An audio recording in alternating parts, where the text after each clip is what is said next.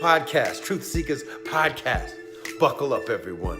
We're going to talk aliens, UFOs, ghosts, spiritual and paranormal. From all of the three moons, beyond your wildest dreams. Dead Tony. Nice.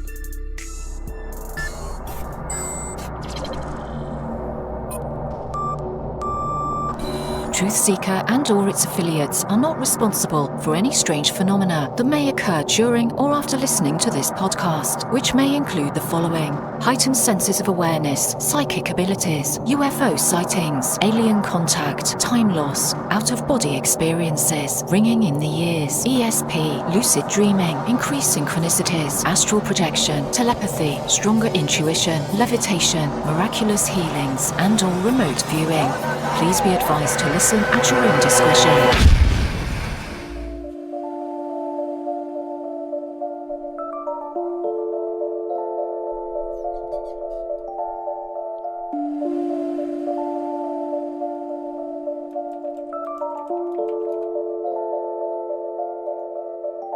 Won't you come and take me away? I just wanna be with you. Won't you come and take me away?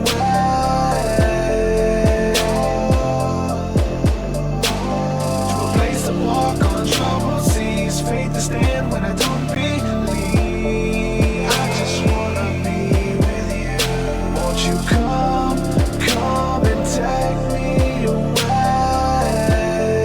I just wanna be with you. Won't you come? You are now locked into the TruthSeekah podcast. Gargoyles! Psychics! Everything's ungodly! Dark savage! Streaming live at TruthSeekah.com. She's not a Christian! Give it up, y'all. Your portal to the paranormal, esoteric, and all things spiritual. She's tampering in dark-sided stuff! And now, your host, TruthSeekah. Hey, ladies and gentlemen, how's it going?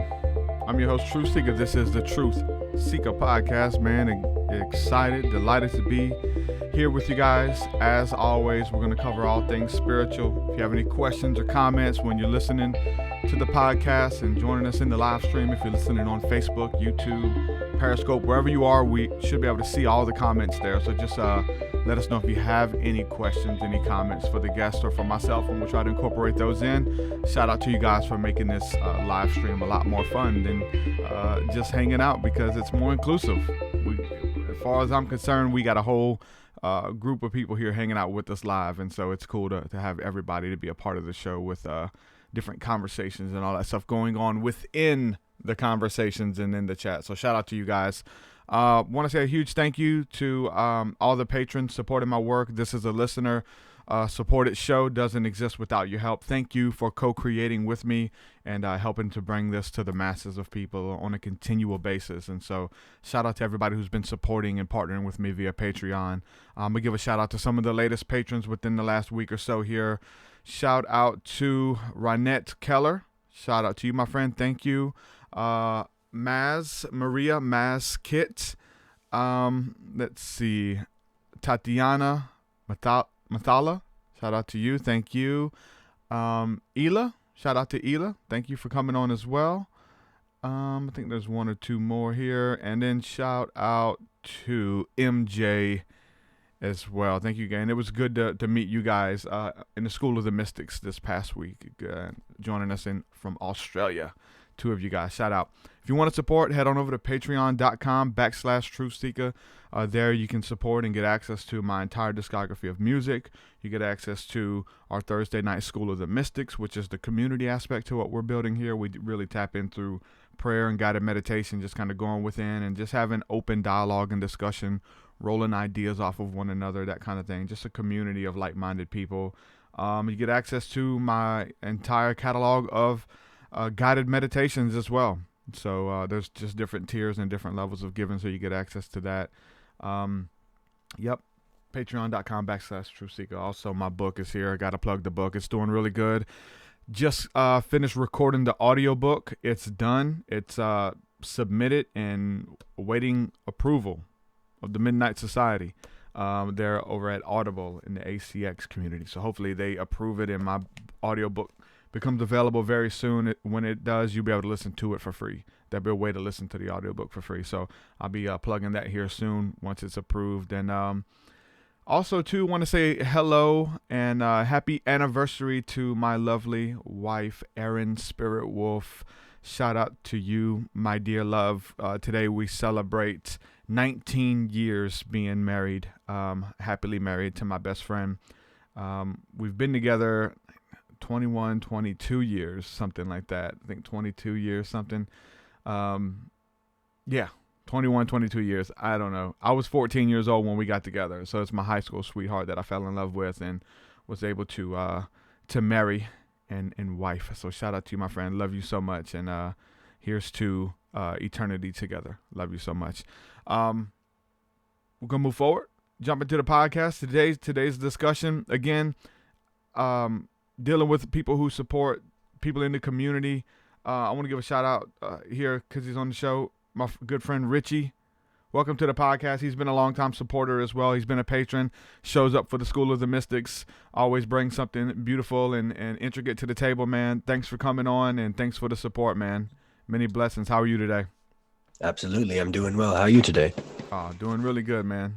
Very good. The level check. I want to make sure, again, this is a really awesome book. I recommend that you go out of your way to take the time to read it because it'll challenge your brain in really fun and awesome ways. Thank you, man. Thank you for the plug, bro. And the support. For sure. Absolutely. Man, I'll say this, for you, just for the first time hearing you speak, whether it was in the School of the Mystics or just talking to you one-on-one or whatever, you've always had an interesting perspective, an interesting take on looking at things objectively, alternative views on life or on spirituality. And it's always been a much-needed perspective. And so I was like, you know what, I'm excited about having you on the podcast and picking your brain and talking to you about all the stuff that we talk about on the podcast. So, man, it's a pleasure to have you here. For sure. Absolutely. Being a regular listener, there's a lot of times when you're talking with people and it's like, whoa, I either have input about something or I had literally never thought about it before. So some things bring up just mind blown. All right, I got to take a minute to process this. It's a really good time. Yeah, for me too. I talk about that a lot with the guests, like, being in a place where like, oh, wow, I haven't thought of that. It's a new perspective and I like it. It's good. Like there's some benefit from that point of view. Everybody's looking at it objectively from different standpoints. And so I get it, For sure. And I think in some ways it's kind of like challenging your nervous system to evolve a little bit because you're having to fathom new ideas by your own will. It's not like somebody saying you have to consider this as a possibility, but when you entertain and imagine new things, you're kind of developing a belief resilience, if that makes any sense. It's healthy, and I know you joined us last night. You were in chat for a little while. We were talking about cognitive dissonance and like when new ideas come in and we just reject them because they're just so blatantly against what we already believe or something, and Right. Cognitive dissonance setting in, and you interview, some of these people, and even, I don't want to make fun of anybody's belief. I respect, whatever you believe and how you got there and your journey, but some stuff seems preposterous or just far out. And I have those beliefs too that are preposterous and far out, but they're Sure. beliefs and that I hold them dear to my core for a reason. But you hear stuff that comes through and you're like, man, like this is so far out, and it's hard to believe, but what if they're telling the truth? Like, what if they are real? And I entertain some crazy ideas from people of all walks of life and mental stabilities and everything. And so it's like the things that just because I haven't seen it or haven't experienced it, then I can automatically rule it out that it's not real. I mean, most people do that anyway, especially coming from a religious background, those kind of things. If it doesn't fit in that frame of religion, then, just kick it to the curb. But what if everyone's story is legit? What if there's never been a soul to come on this podcast or Coast to Coast or any of these bigger platforms who were making it up? What if everybody's portion that they brought to the table was true? At the end of the day, it's maybe true for them, to say the least. Right. For sure. I think there's some discussion that has to do with the concept of truth and like how people own things, because truly, if you believe that we are all sovereign or we're all connected to this greater consciousness, that means that you would have to believe in their experience having some validity. Otherwise, you're basically believing in your ability to negate someone's reality, which would be basically saying that you have the ability to backspace but not to type. And I think that it's really telling when I'm interacting with people, even if they're talking about something like way out there that I don't really agree with, it's listening to the tone and the integrity that they have in the expression. Because as a creature, they have truth.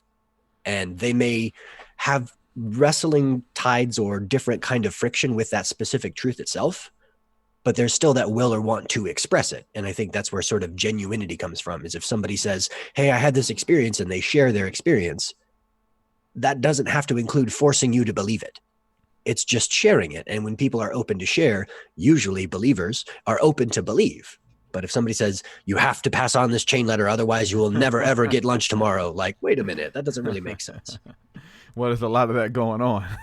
And you find out, though, even with that, the people who do share those, because they're afraid that, whether they won't get blessed or whatever it is, like they have to share it. And there is those people who will immediately share it. Maybe, those chain letters, which most of the time are ridiculous or fun, I guess, depending on your point of view, Sure. a source of entertainment or a source of spirituality or, whatever, that perspective. But then people who just kind of share out crazy conspiracy theories that they don't read or do they don't look at or Snopes it, Yeah, no homework people done. make They're fun of just repeating. Snopes, but there's some Snopes that help you out, man, on like navigating through a lot of this BS for real. Before you click share, we just read the headline, boom, share it. And we don't even know any of the information, like those kind of just instant. And there's people who do that, and we're probably all guilty of it, but there's definitely those people who don't read any. They read the headline, share. Read that headline, share. For sure. When I introduce myself to people or when I get to know somebody's content of some type, the first thing I try to hone into is, are they talking about a stick or a carrot? Because if people are using like the Alex Jones motivation, stick, all of this is bad, fear, that's different than somebody who may outline a few concerns and say, this is where some tension is. Maybe this isn't the best place of the garden to hang out. But then they're going to present an option. They're going to say, hey, if you journal every day, hey, if you remember to breathe, have a little breathwork session, once a week, that can really have a significant impact on your life. And I think that reshareability is something that's a little more reactionary than we culturally are willing to admit. Because like, oh no, I have to share this bad news with somebody. When if you dive into it, you see that it's not really as advertised in a lot of cases, which makes it hard for people who are what they're advertising. Yeah, whether it's the bad, like quick to share bad stuff, but then there's those people, I feel like myself, that's quick to share good stuff. A little inspirational video, like something lighthearted, something fun, something that's going to make you smile, like something that's going to make you think, in a good way, not we're doomed or, causing you to, For sure. riot or whatever. I think that has to do with like the cycles of initiative almost. Because if there's somebody who sees bad news, like, oh no, this thing is on fire, which is a legit concern, there's an initiative where they say, cool, reshare it to the network of people who can see it. Or if they're not organized, reshare it to everybody I know, even though it only affects a very small portion of them. But that intention or will to, one second, I got cats. There we go. The intention to do something, the intention to reshare, like you're saying, the positive thing, you see something good, you see something inspiring, you're quick to pass that along. And I think that, again, has to do with the resilience and the integrity. Because when I find something really good, I'm happily sending that to my aunts and uncles and people in my family because I want them to get it. But if I see something bad, I'm probably going to send it to one of the few stress testers that I have. And it's other people who want to be like, hey, what do you think of this? And when they have the time, they're going to actually run it through their systems of fact checking and say, okay, I think you're a little off, or yeah, I think this is an actual topic to discuss. But that's because I've taken the time to build, I call them my Mount Rushmore. I've got people in my life that I can bring something to, and they'll be in their own time about it, but they'll give me a legitimate response because they know that I will do the same for them. Now, where have you been with that, with like all of this crazy stuff that's going on right now, as far as like, I mean, there's so like today is the day of conspiracy theories, baby. We can make them up right now and they'll go viral. If you're decent with Photoshop, or, I mean, you can forge a document, print it out, and then take a picture of it that says this is from the CD, right, from anybody, CVC, and says whoever. anything.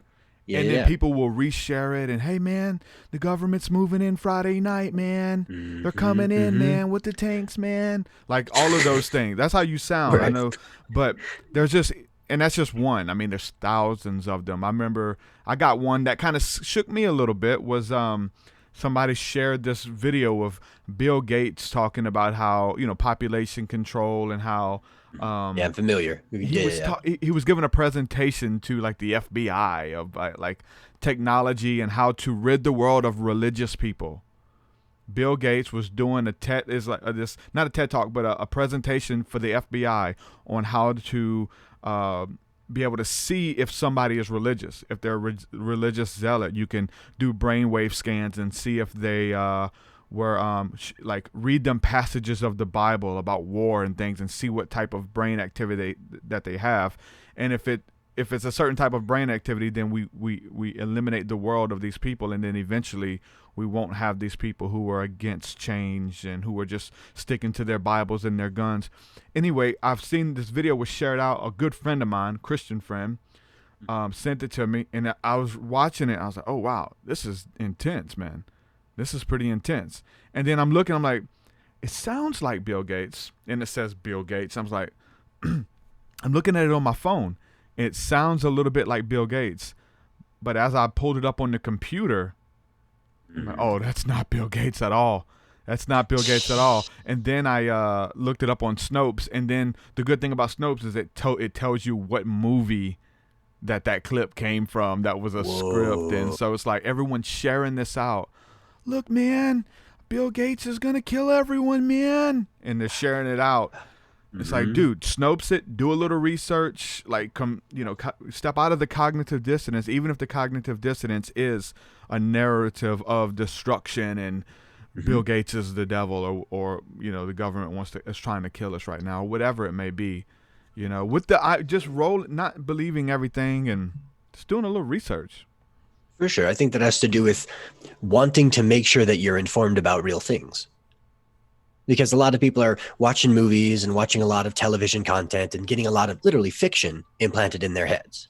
And whether it's like the Game of Thrones fiction or the Sopranos fiction or the Simpsons fiction, a lot of individuals are looking to have the escapism through their eyes. But when we're using our eyes and we're trying to process and discern, that means that just because your instinct says, oh, that person looks different and therefore they must believe this, this, and this, you could not necessarily know anything about that person's life choices if you're going to judge them on what they're wearing or how they look. Or see, in my mind, that gets a little tricky to dive into that brainwave scanning, because if you're in a group of people and you're calm, you're going to notice the other people who are calm.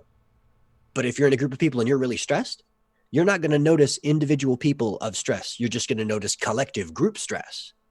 And I think that also happens with discernment and belief. Like you're saying, when you're listening to something like, wait, this could be deep faked. Wait a minute, this doesn't sound right. Wait a minute. And then you load it up and you're like, okay, now that I've been able to run this through one level of my stress testers, I know that I don't want to believe that it's immediately factual. So the difference in my mind would be, once upon a time, we had smaller groups and everybody knew who their leadership was and they trusted them.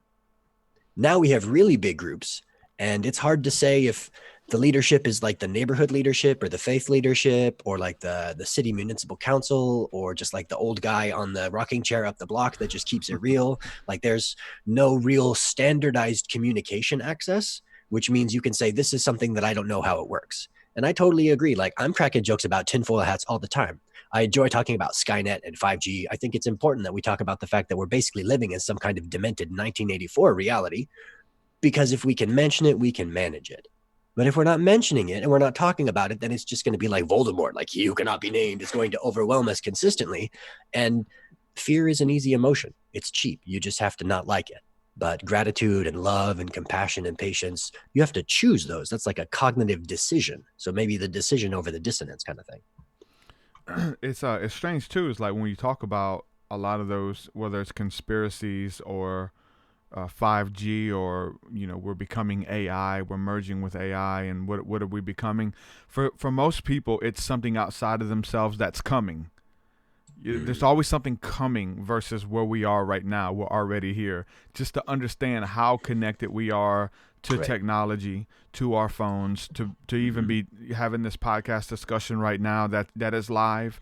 It's going out all over the world. There's people listening everywhere. And then it's going to be archived, hopefully for years to come, for people to even, hopefully once I'm gone off of this place, that people will still be able to listen to this discuss. Like, that's the power of technology.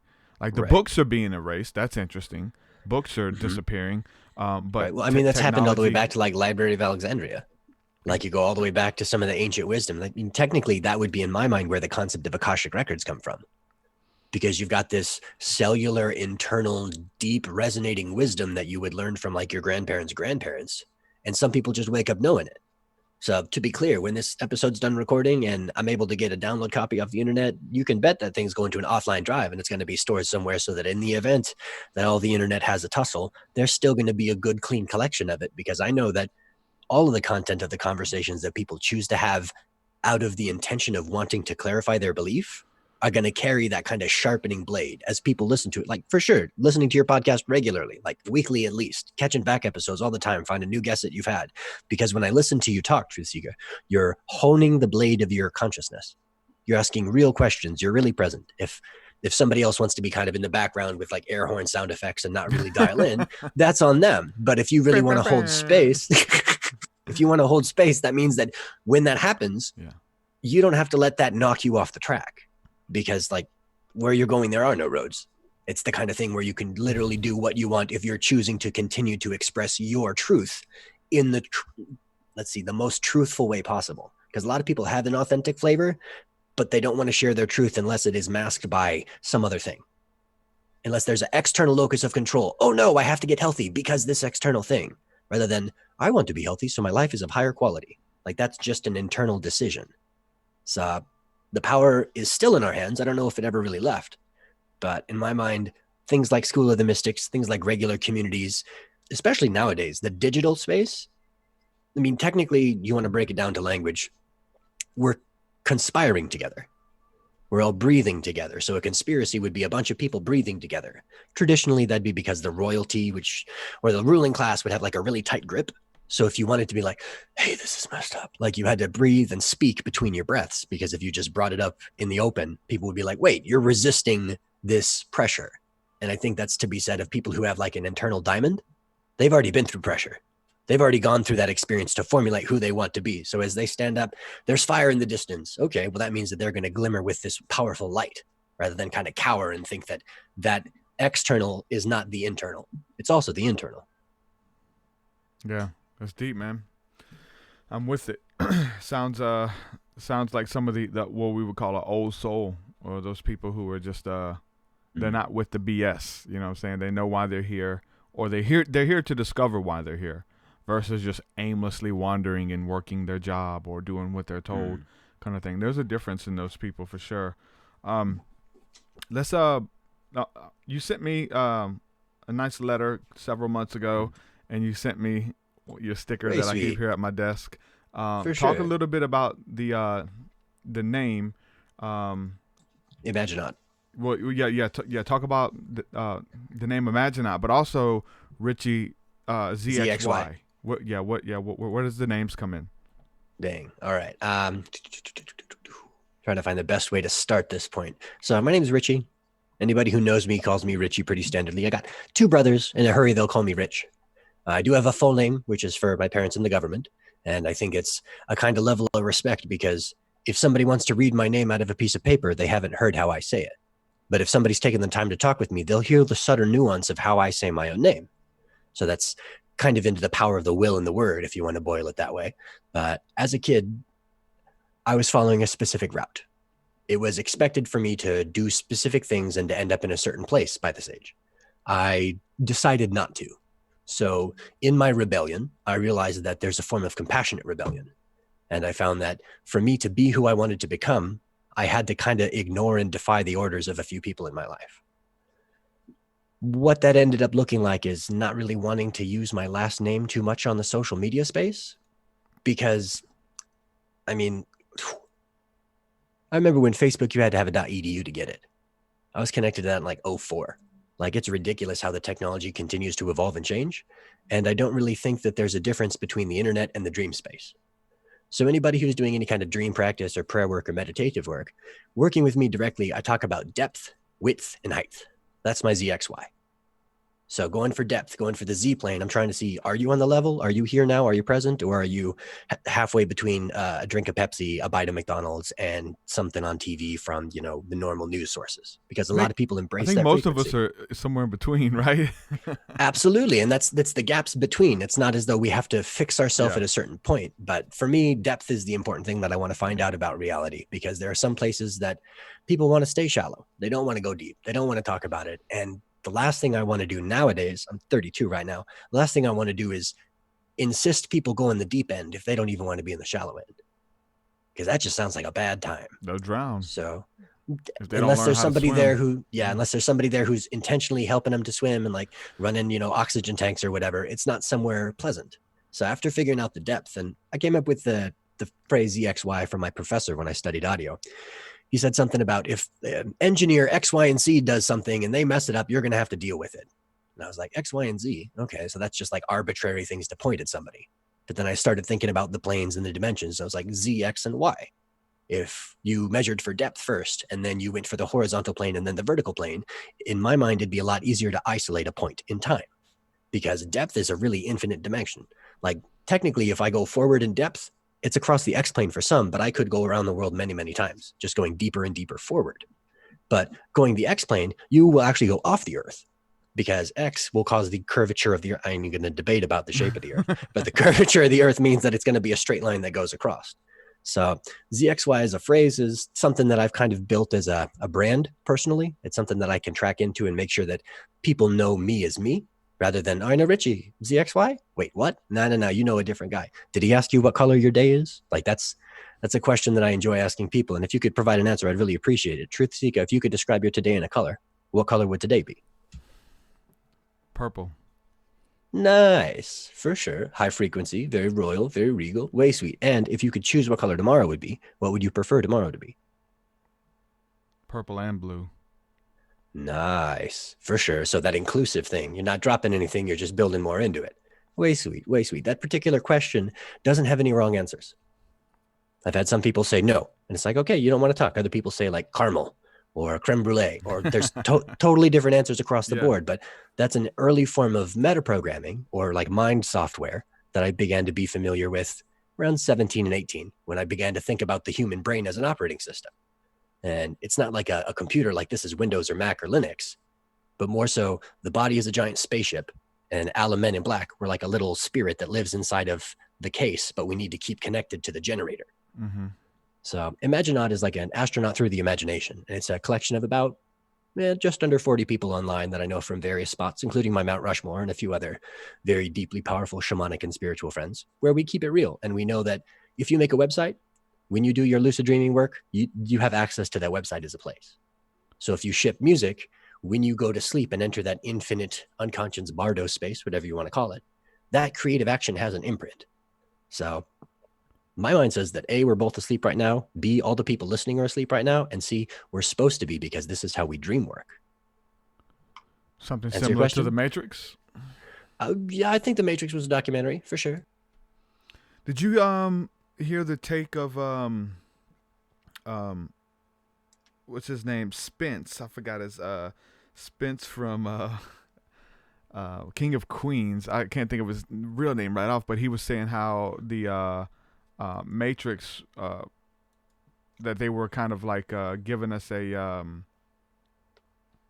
with the dream reality, they were making it funner for us. They were doing us a favor, because real life was a lot less exciting as the Matrix, of waking up and there's machines and cogs and monsters, and it was demons. So like whether it's the escapism, whatever that represents, obviously that represents many things, Maya. But as these machines were doing a favor for the individuals to let you taste delicacies of this food reality. And, yeah. In my mind, that would boil down to more the intention of the experiencer, because before The Matrix, you got another film called Dark City.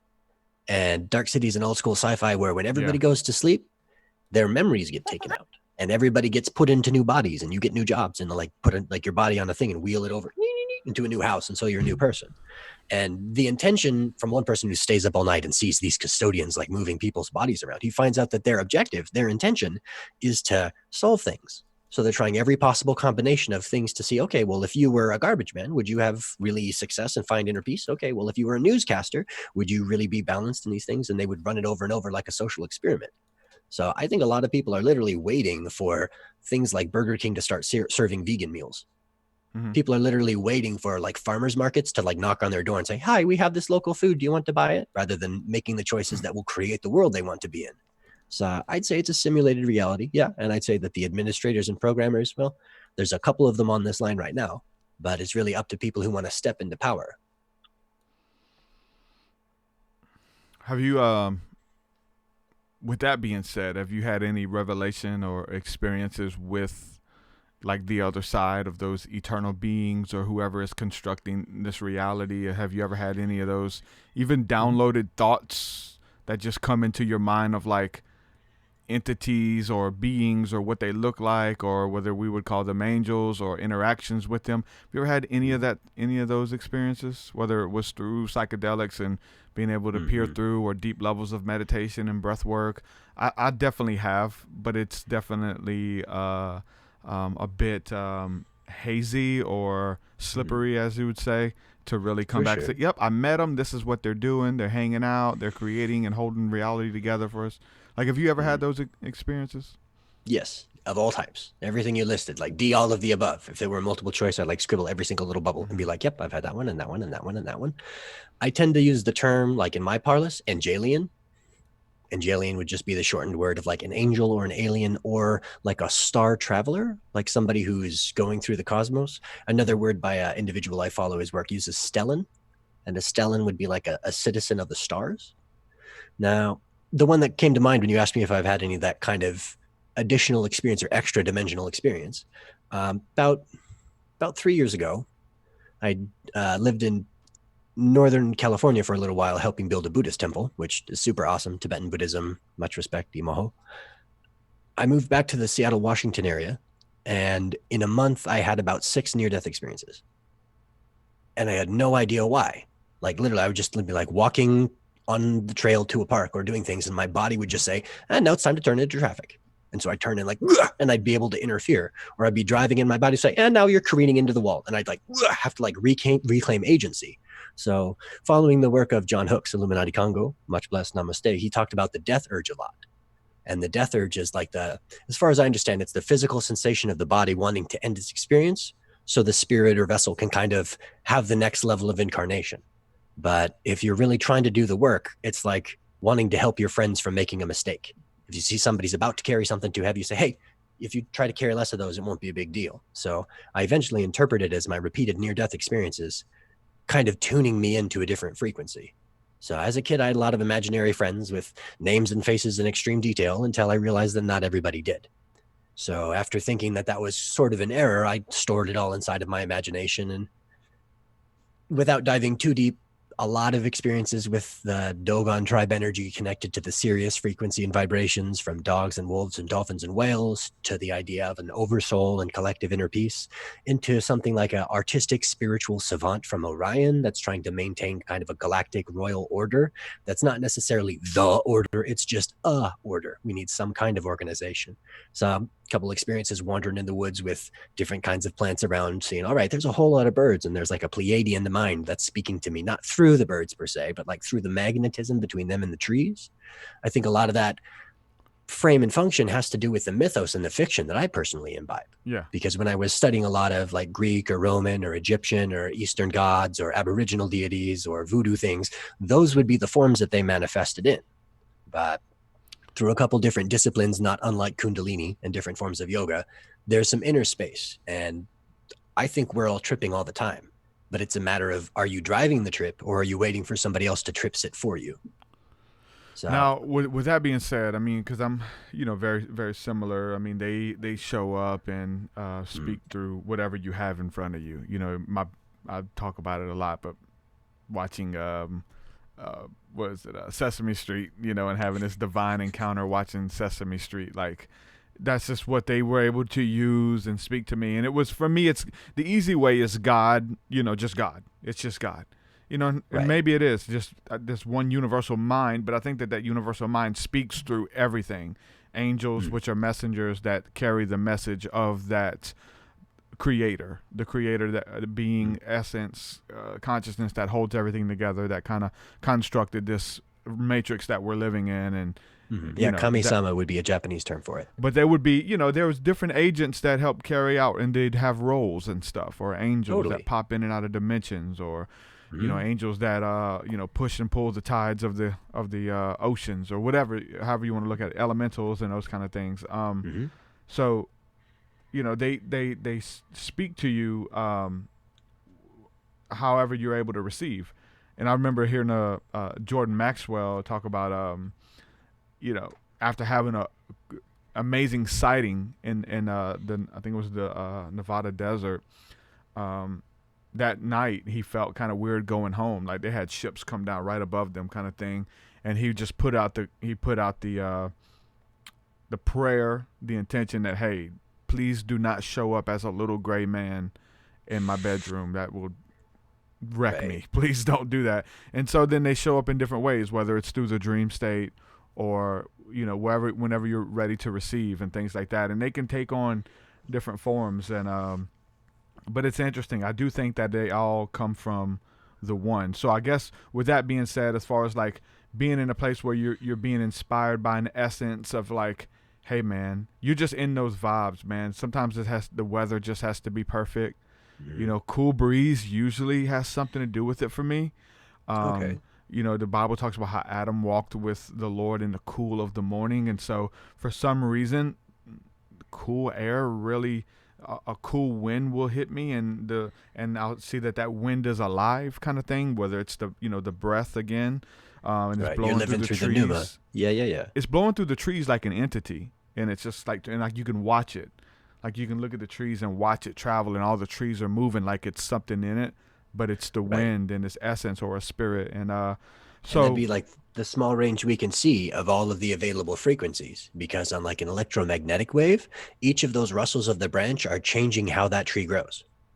It's influencing all of the bark. It's changing the vibration of every part of it. And it's collaborative. I think that's a constructive reality that you're identifying, because you see, from what I'm hearing, you're seeing the element of air as present. I also imagine that if you're around a fire, you're not going to like kind of ignore the fire and not really pay attention to it. You're going to acknowledge it as a being. A lot of people have a glass of water that they forget about, or have like a swimming pool in their backyard that they dial out of. And that's kind of a form of numbness. But I'm just trying to run through the elemental examples. If somebody's got a garden and they really take pride in it, that's the same thing. They're cooperating with the earth element. Mm-hmm. Well, I get what you're saying for sure, but I was just trying to phrase the background to phrase the question of having those divine encounters, of then taking them further. Like for me, having a UFO experience where they come and say hello, and then the next step is telepathic communication. The next step for me is meditating and connecting with them through meditation, to have that inspiration of that wind, and then close your eyes. Hey, what's up? How are you? You know what I'm saying? Of like taking it to the next level. Repeatability with your experiences. So whether it's through that kind of stuff, is that something that you've looked into, to say that these things are the tapping into the metaphysical and spirituality? Are there ways to engage further in dialogue with the spirits that be, the angels, God, all of those things, for you to like repeat it? Like once you have that, feel like you're present with the wind, like kind of like going deeper with that spirit that's behind it. Whatever you want. I'm saying it in such a way that people can kind of insert whatever experience that they've had, whether it's the wind, whether it's a synchronicity. Oh, wow, somebody's trying to contact me. Everything that I'm saying is being repeated in a strange way. I mean, I think yesterday or the day before, me and my family, literally every day, everything we said, boom, it was a ditto of every freaking just craziness, like with the television and stuff. That something is trying to get your attention. That divine consciousness, but then taking it further. I would say that it has to do with not only the noticing of that experience, because if you're noticing that, hey, it's a great day to go outside, is just the snip of the car commercial on the radio that you heard, maybe that's the thing that can kick you out the door and at least get you to enjoy the sunshine. But I think once you've gotten the signal, once you receive the synchronicity, or synchrodipity is how I think about it, like it's synchronicity and serendipity at the same time. If you notice those things and then you take advantage of that awareness, like if you're walking somewhere and you see that there's a bridge rather than a river, you would be taking advantage of the bridge if you saw it and then chose to utilize it. You have to give yourself that big up. So it's a ritual or a ceremony is kind of how I move forward in that topic. Because if you get a divine inspiration, or you have a resonating event, or you have a great conversation with somebody, it's up to you to match that frequency again and decide that you want to carry that ritual forward. So sure, maybe sun gazing isn't as awesome the second day as it was the first day. But if you get into it, I'm going to tell you from experience, by the fourth week, you're looking forward to going and glancing towards the sun a little bit and getting that boost, because you know in an hour, your whole body's going to be alive. So it would be rituals taken further become ceremony, because a ritual would be something simple where every morning, wake up, you brush your teeth, and take a shower. Those are morning rituals. But a morning ceremony would be, I'm going to prepare a healthy breakfast that is mindful of what I need the nutrients for before my next time to eat. So it's initiative in my mind, but totally, I hear what you're pointing at. So do we lose the magic in ritual, or do we capture the magic in ritual? Because it can easily get into monotony. And I'm doing it just because this is what I think that has to do with the driving force of the ritual, because that would be the sanctity. Like, what is the intention or objective for why you're doing the ritual? Is it really something that you're investing energy in? Because if you really loved your grandparents and they had a garden, and now you have a garden and you still really love your grandparents, every time your ritual of going out and watering the strawberry bed or whatever, that's going to reflect to you that kind of love and reflection. Mm-hmm. But if somebody had this really old animal that they kind of ran like a fish or something, and you don't really have a connection with them, the ritual of just sprinkling fish food could be seen as like a robbery of your agency, because you're kind of mindlessly, okay, it's Thanksgiving, have a turkey. Okay, it's these things, do this stuff. I don't really know why, rather than like, hey, I really appreciate these people. I know it's like the thing to do right now, but I want to have like 5 friends over and have a good dinner. I really want to like keep it real and connect with my group. So I'd say that, again, it's the intention of the person participating in the ritual or participating in the ceremony or the display. Like, I was raised going to church every Sunday, and it wasn't hard as a kid for me to see in church who was there, body, mind, and spirit, and who was not. Cell phones weren't as big, so it's not like people were checking their Insta, Facebook, MySpace, or whatever, but there was still a level of subscription. And I think if people are subscribing to their rituals, they're extremely powerful. Yeah. Man, what you're saying is kind of making me think, just going deeper into ritual, because most of the time we think of ritual of, burning sage, consecrating an area, doing mushrooms, praying, right. Going to Sunday mass, partaking of communion. We have our rituals that we do, right? So that's what we think of rituals, and those are rituals, because the ritual is a reminder, right? Mm-hmm. The ritual of partaking the bread is the body and the wine is the blood of Christ. It's so that you remember. He said, do this in remembrance of me. So believers everywhere, when they meet, they do that to remember what he did on the cross, because it's easy to forget. Or then we have holidays, holy days. We remember our birthdays in order to honor people. These are rituals that we repetitively do. And so as you're talking about that, just saying how it reminds us, and then you made the connection to the garden, of me being in the garden, being present, reminds me of when I was a kid working in Pawpaw's garden. You know what I'm saying? Totally. And Pawpaw's not with us anymore. But when I go back into this garden, Pawpaw's still here. So the same dirt in your hands brings his energy through. Nuances. And so for me, what I'm really big into this, and I'm just as downloaded to me now, it's like nostalgia is my ritual. And for me as a kid, but even because doing rituals by yourself is cool, but I like to incorporate other people to have those experiences too. So for me, a big part is my daughter or my wife, of like letting them watch a movie that I watched, or I remember just far out stuff of like that would never happen unless I said yes and go and do it. Like taking my daughter and my wife to go swimming at little swimming holes a state over that I swam in as a kid. Right. That for me it was like, I want you to experience what it was like to be a kid swimming in this swimming hole. And I think in some ways you're taking memories of rituals that you've ceremonialized, and your ceremony, you're finding a way to get these ceremonies to other people. So that means that frequency of nostalgia is now a shared space. It's not somewhere that you're going to be nostalgic by yourself. You're like, oh, hey, do you remember that place that we went to? It looks like I'm that. always in it. It's almost like a constant. It can hurt you because you just live in the past of the nostalgia. Right. But I think when you're able to incorporate other people and let them experience the beauty of the nostalgia, then it could be a good thing. Definitely. There's, in my mind, a kind of a prerequisite saying that they want the nostalgia to be positive. Because a lot of individuals have like nostalgic things and they're trying to escape their memory rather than having a nostalgic experience and realizing that it's coming up so that they can recode it and they can put the new programming code on they want. So if they really didn't like Great Danes for some reason, because, when they grew up, there was an angry one up the block, and then walking down the street, somebody with a Great Dane, they see another one, they're going to have a little bit of maybe fear response. Yeah. But they could talk to the person like, hey, how do you like having your dog? I'm a little bit intimidated by this giant Scooby-Doo looking thing. Do you mind if I take a second and kind of interact with it? And that would give you an opportunity, not only in the present to rewrite that kind of experience, but also to go back to the child like you and be like, that dog is like triple your size, kid. Of course you were scared. Like, that's okay to have these negative experiences rather than be like, oh no, it's all, turning up the love and light and that's going to fix everything. What would you call that? Because I think that's huge right now, of people are being intentional. We call it doing the inner work. It's like NLP, like, what I'm saying, Sure. neuroprogramming, like Sure. biohacking, neurohacking, to go back and like change the connections that you have with these bad memories to good ones, because you're suffering, not just to do it, to lie to yourself, but because it's affecting you. My whole thing with getting on a plane, and you've heard my story. And then you went to Colorado. I was so stoked for you, man. That was Huge. awesome. Yeah, man. Weed smoke permeated the atmosphere up there. Nice. For sure. But Much yeah, love I to the mean, state. and I did a session with a friend of mine, and I know the science, so I knew what they were doing, but I needed someone to help me facilitate, and even just doing it the way that they did it. Right. But I mean, I do that with sessions with people, help them work through and see the situation and the things through the eyes of God, which is through the eyes of love, and that kind of thing, and reprogramming. But it's very, very popular right now, and I think it's a good thing that people are wanting to do the inner work and change their associations with those memories and past and victimization and things like that. For sure.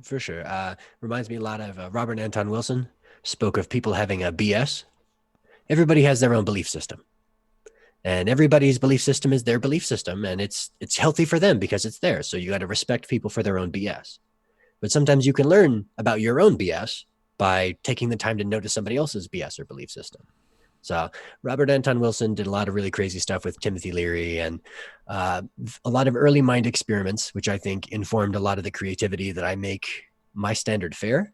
I'm going to take that acronym real quick, NLP. I did a radio show when I was in early college called the Nonlinear Parfait, and it was my take on the NLP. I got a friend named Graz who creates chiptune, and Rock the 56K is his kind of tagline, Raver-Tooth Tiger, tons of EDM stuff. We were little raver kids.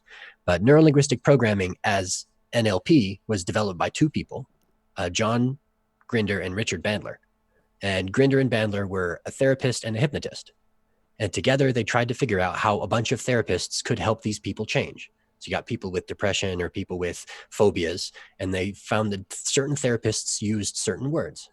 So they made a rubric of all the words the therapists used, and then they began to present that information as metaprogramming or metacognitive programming, where you would use the language of the brain to influence the belief system that exists. So anybody who's watching television or commercials or advertisements of any kind is getting a bunch of neurolinguistic programming all the time.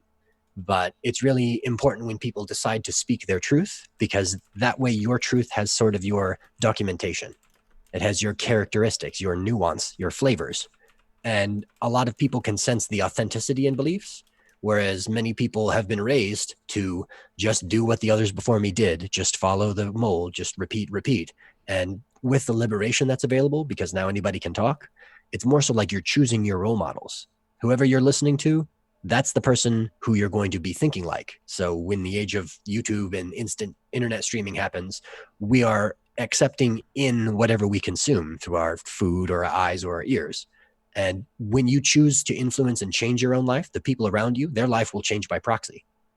And so I think real change agents are drawn to each other. People who want to encourage and inspire change find other people of similar frequencies and crew up. Tribe. Yes, for Formulate sure. the tribe, yeah.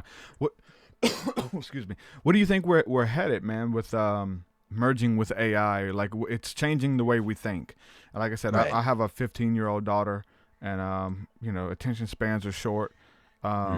It's TikTok. You got 20 seconds. Right. Even with an ad, like the science behind putting an ad out, you got 3 seconds to catch their attention. Right. 5 seconds they get to leave, but you got 3 seconds to hook them and catch them. So what do you think that it's doing to our minds? It's definitely, we say changing, again, going back to what I said earlier, we're looking at it as something that's happening later. What's going to happen to the kids if they keep this up? It's already here. It's we're inundated with it. We feel like there's a release of dopamine when you got a post that goes viral. There's, you know what I'm saying, that when you get a bunch of comments or a bunch of likes, like literally it's there, but to be aware of it being there is a good thing too, versus like being blind to it. I think those are two different things, because then you get to pick like how much it affects you and how much worth you place into that, I guess, so what do you see as far as like the brain changing? Because I can probably go for days on how, even just me and then my daughter, because those are two things that I have some influence in. I'm aware of. Other people would say it has too much effect, so we just can't let it in our house. We're just going to try to prevent the inevitable, something that is definitely coming down the pipeline, which is, nope, my daughter's not watching TikTok. No, we're not watching Teletubbies. We're not watching The Simpsons.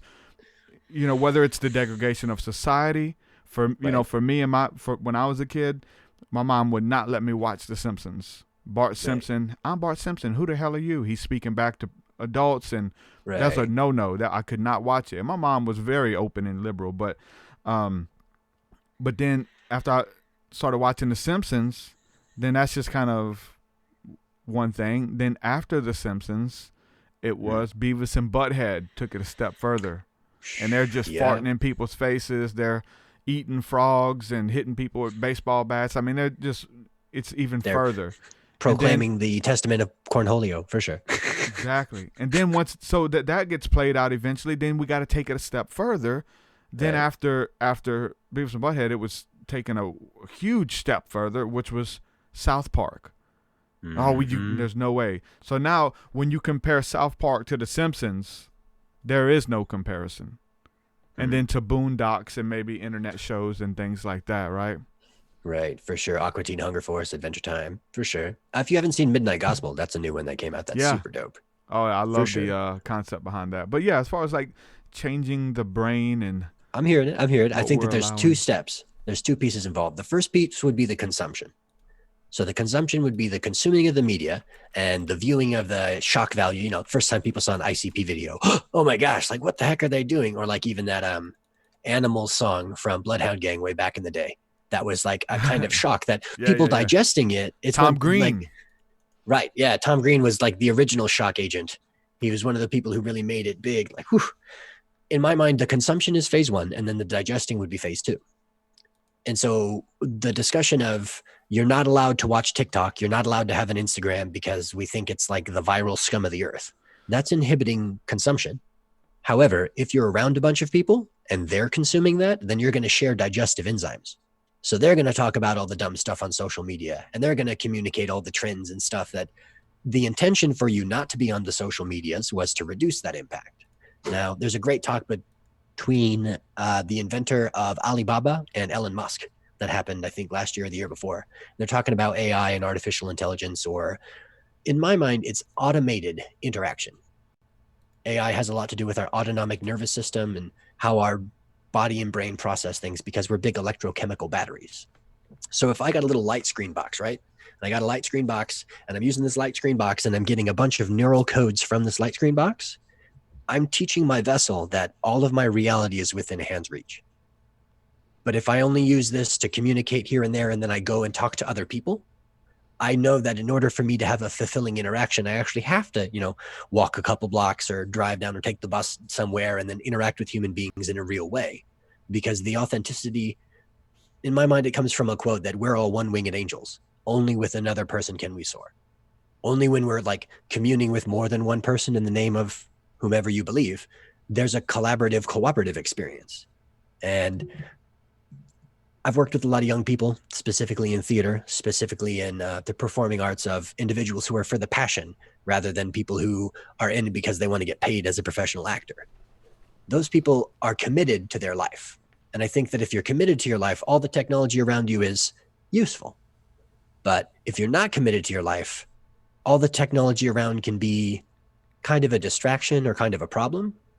So I think it's great that in conversation, I can stop and think and remember the Wikipedia page from something and then remember the words that it said because I looked at it a day ago. But I think it'd be a problem if people's brain are only having website pages in them and they don't have their own visceral, real experiences. Yeah. Like VR, that's the bridge in my brain. Some of this VR coding, because I got an opportunity to work with some kids at the University of Washington and do some virtual reality coding for the Oculus. That is really intense because it's sensory replacement. And with the sensory replacement, I mean, the best VR for me is closing your eyes. Mm-hmm. If you got it really well, you open your eyes and you know that it's a virtual reality. But when people got to put a headset on and they're in a different world and they're interacting as though that sense data is real, it's almost the same as somebody watching the news and thinking that the people on the news are telling them the honest God's truth. So the strange thing about that, I mean, I know you heard me talk a little bit about it on the last episode with the VR, and we've talked a little bit about it too. But the strange thing about that I'm with you, close your eyes, that's the VR. As a kid, I don't know if it was a I maybe even lied to somebody like, hey man, they got this new technology where we can dream together, that we can go to sleep and wear this headset and have the same dream. Right. And you're saying VR is when you close your eyes. Mm-hmm. So essentially, if we're both playing the same VR together online, we're having the same, like that childhood dream that I had is manifested through VR, that we can both close our eyes and have the same dream through virtual reality. I mean, right, I'm sure there's even things too with the spiritual realms, and I'm talking about going on psychedelic adventures with brothers that I feel like it's synced together. You go in, you open your eyes and gasp for breath together. What the hell? Y'all ready? Here we go. And we're like seeing very similar things. Like it's very synced. We're having this dream together. The VR, really deep, man. Totally. I'd say that everything that Adam Starseed Bay is at, and brain being a biochemical engine that uses creation and spiritual energy to manifest, I think that there's a lot of validity to that. And what you're talking about reminds me a lot of active dreaming from Robert Moss. Because Robert Moss is a teacher of lucid dreaming from South Australia, as far as I understand. And he's teaching how to do multiplayer dreams. He's teaching how for people to cooperate. And what you're talking about is like a bunch of people, all right, we're all going to go deep. We're all going to drink this really awesome cinnamon tea. Mm-hmm. And then, listen to this really cool Kitaro instrumental, and then breathe, do some, holotropic breathing to be able to enter this space. And then boom, okay, whoa, we made it. We're actually around the pyramids made of light. Okay, we're all here. Is everybody here? Cool. We're here together, even though we know, like Inception, our bodies are all actually sitting in a circle listening to the music, but our mind consciousness has now entered this new space. All about it, for sure. We're there. We look Definitely. at it as something outside of ourselves, but and even with me, like still making those connections about the nostalgia being the ritual and wanting people to experience the good things that you've experienced. I get to put them in a song. Right, man. Your performances are amazing. Angelic experience in a song, and take people with me, or a guided meditation. I'm taking you with me, man. We're going in. For sure. I think you're teaching some great mantras. I got a lot of your songs on memory in the back of my head, and I'll just find myself just. It's awesome. All right. No. Yeah, because for sure. Because I've been in the opposite of that, especially when I got saved or whatever and got into church and came out of the darkness or whatever. I found myself struggling to get those crazy song lyrics out of my head. Right. Like at weird times, these negative lyrics of cooking dope and weighing dope to sell crack. Yep. They would just still be I'd be in church and I'm still having lyrics recited about how to weigh dope and how to break into somebody's house. Like, I remember listening to Bone Thugs and Harmony back in the day, and my brother was like, Derek, you got to check them out. They literally wrote a song about how to rob a bank. And literally they're taking you to the process of going to get the shotgun, loading it up. You get the front door, I get the back. We kick in the front door. We tie up the women, and like NLP, neuro linguistic programming, literally. Right. For sure. So through that'd be a form of music. pacing and leading. Yeah. That'd be them outlining a reality and pacing and setting something and then leading you through to the next steps. But I'd say that because you had those experiences, it may be potentially giving you access to higher realms of your speech, because you can speak a simple sentence knowing that if the listener's listening deep, there's an ocean of meaning behind it. Yeah. And that's the kind of experience in my mind that mantras were originally supposed to design. If you can say your mantra in your mind, or all right, so you say a mantra out loud, it's like 1% power. You whisper a mantra, it's like 10% power. You say a mantra internally in the voice of your own mind, it's like 100% power. So it's more about cooling the inner systems. And I think that that's where the artificial part comes from, because there are so many systems around us that our brains are kind of collecting and saying, I don't really know what all that is. So you machine figure it out for me. Artificial learning figure out a way for this pattern to make sense, rather than spending time being like, yo, what you're doing doesn't make sense to me. But after being around you for a little while, I'm able to really key into why it is you're doing it. I still don't know why people do the strange rituals or ceremonies that they have. But when I'm around somebody who is a believer, somebody who's acting in faith, or somebody who's seeking truth, it's a frequency that's all the same. So if their holy book is that one, this one, or The Hitchhiker's Guide to the Galaxy, to me, it's more important, are they bringing back nuggets of wisdom from that text, or are they trying to shove my face into the book and tell me that I have to read what they're reading? So it's all about who, in that pacing leading example, who are you getting your cues from? Well, that comes Not like- into the whether it's nostalgia or wanting somebody to experience something beautiful too, you know, because like, even though like we would find more creative ways of, you know, creating an experience for somebody, or meditation or music or a painting, you know, you get to kind of bring that supernatural experience into 3D, and it's here for other people to experience. A dream that you had, boom, it's a painting now. Right. The same way with like, you know what I'm saying, religion for people who who are reading the Bible and they're having these beautiful revelations about themselves, about how they've changed from darkness into light, and how they're now illuminated, and they're like, here, you got to read it, because when you read it, the same thing's going to happen. Maybe, and it doesn't. Maybe they have to work on articulating it to you, for you to understand, or what they mean, because everybody. You didn't get your reality stomped from reading the Ishmael or the New Testament, or like you read this book, the Four Agreements didn't just blow your mind. It's like, we're all individuals, and you got to like want to learn from the book. I definitely hear what you're saying. And I think it's hard in some ways, because there are people who say they want to grow and want to learn.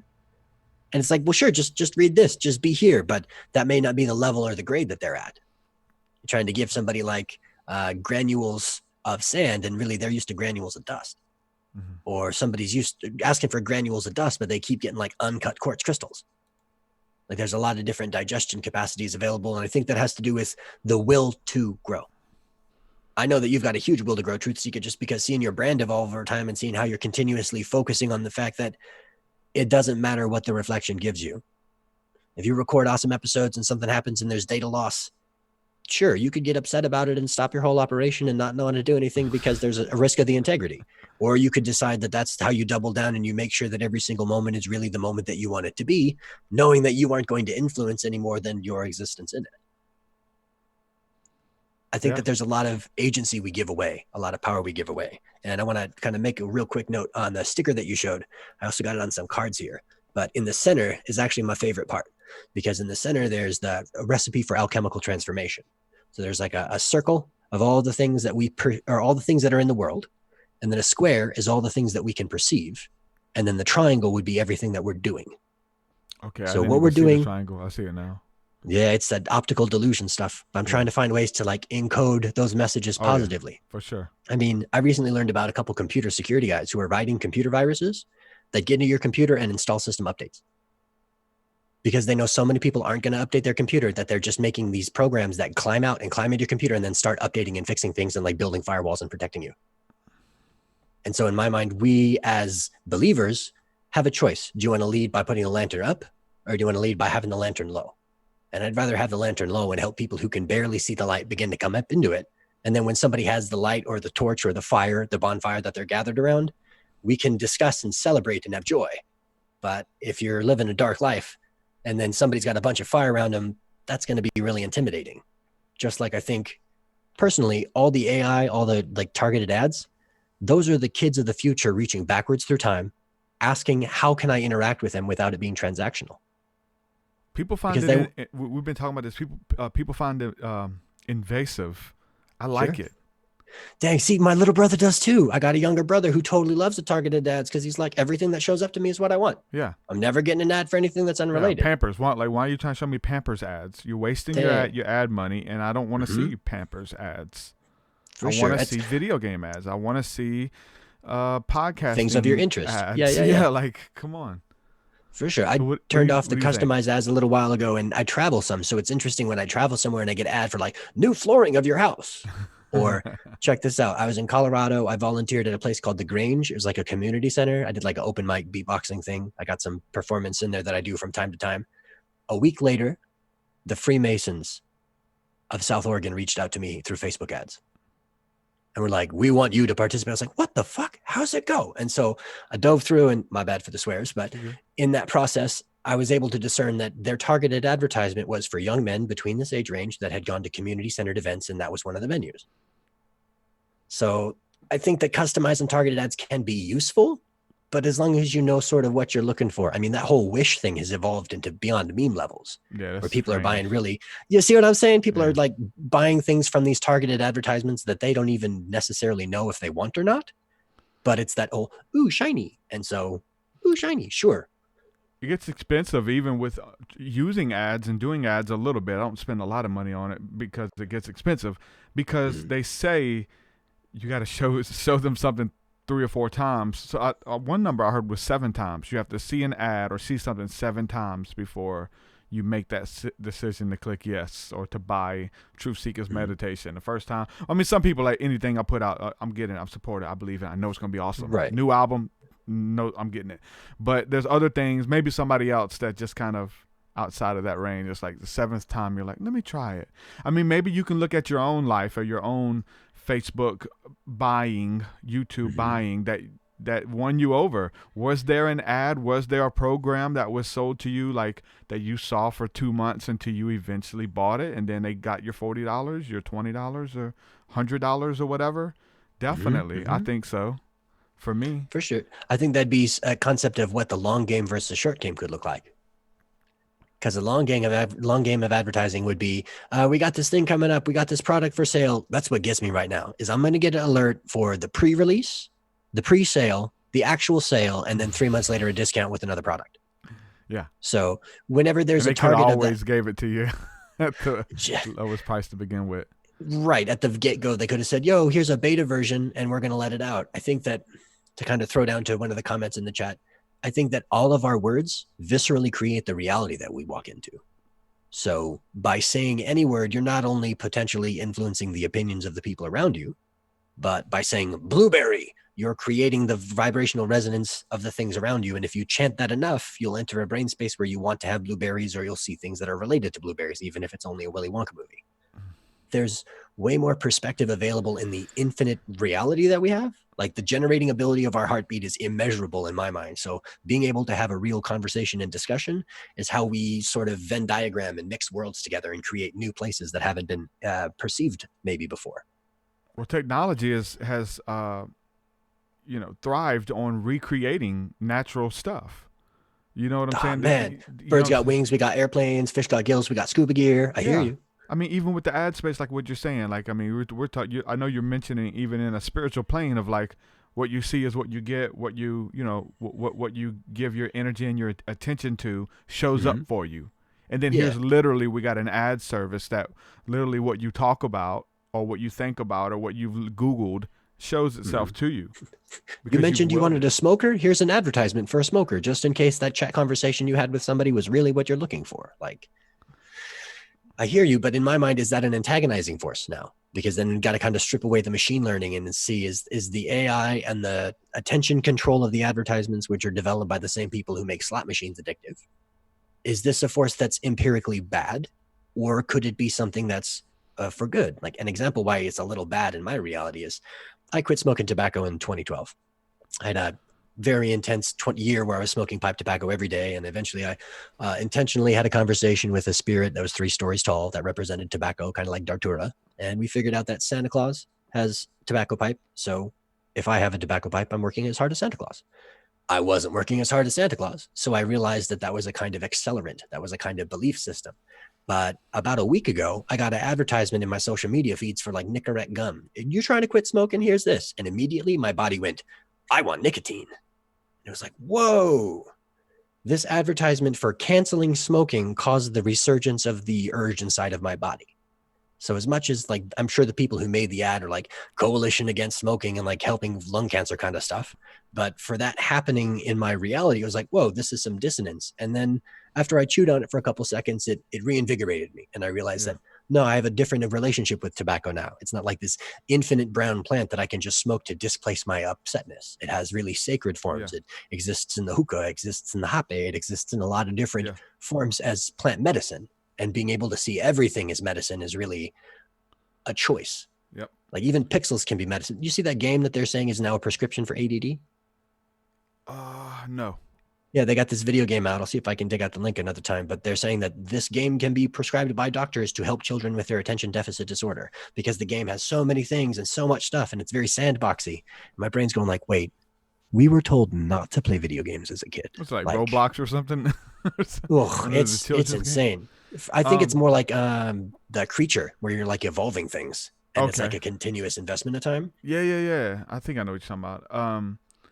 I mean, there's those, I mean, they've already done studies that it really, video games have helped children with two things: problem solving skills. If you're playing these puzzle games or these where you have to make the right decision to go to the next phase, like helping kids with problem solving skills. And it can be used for bad too, just because of the trolls and how toxic it is. But online gaming has helped these, closeted, kids that are just locked in these antisocial kids interact with other people. Now, mind you, many of them don't see them as people. I mean, you're getting into different stuff. These are just random even the people are NPCs, like who show up in your chat. You could talk to them, say whatever you want to them, whatever, and it's not going to have it suffer any repercussions.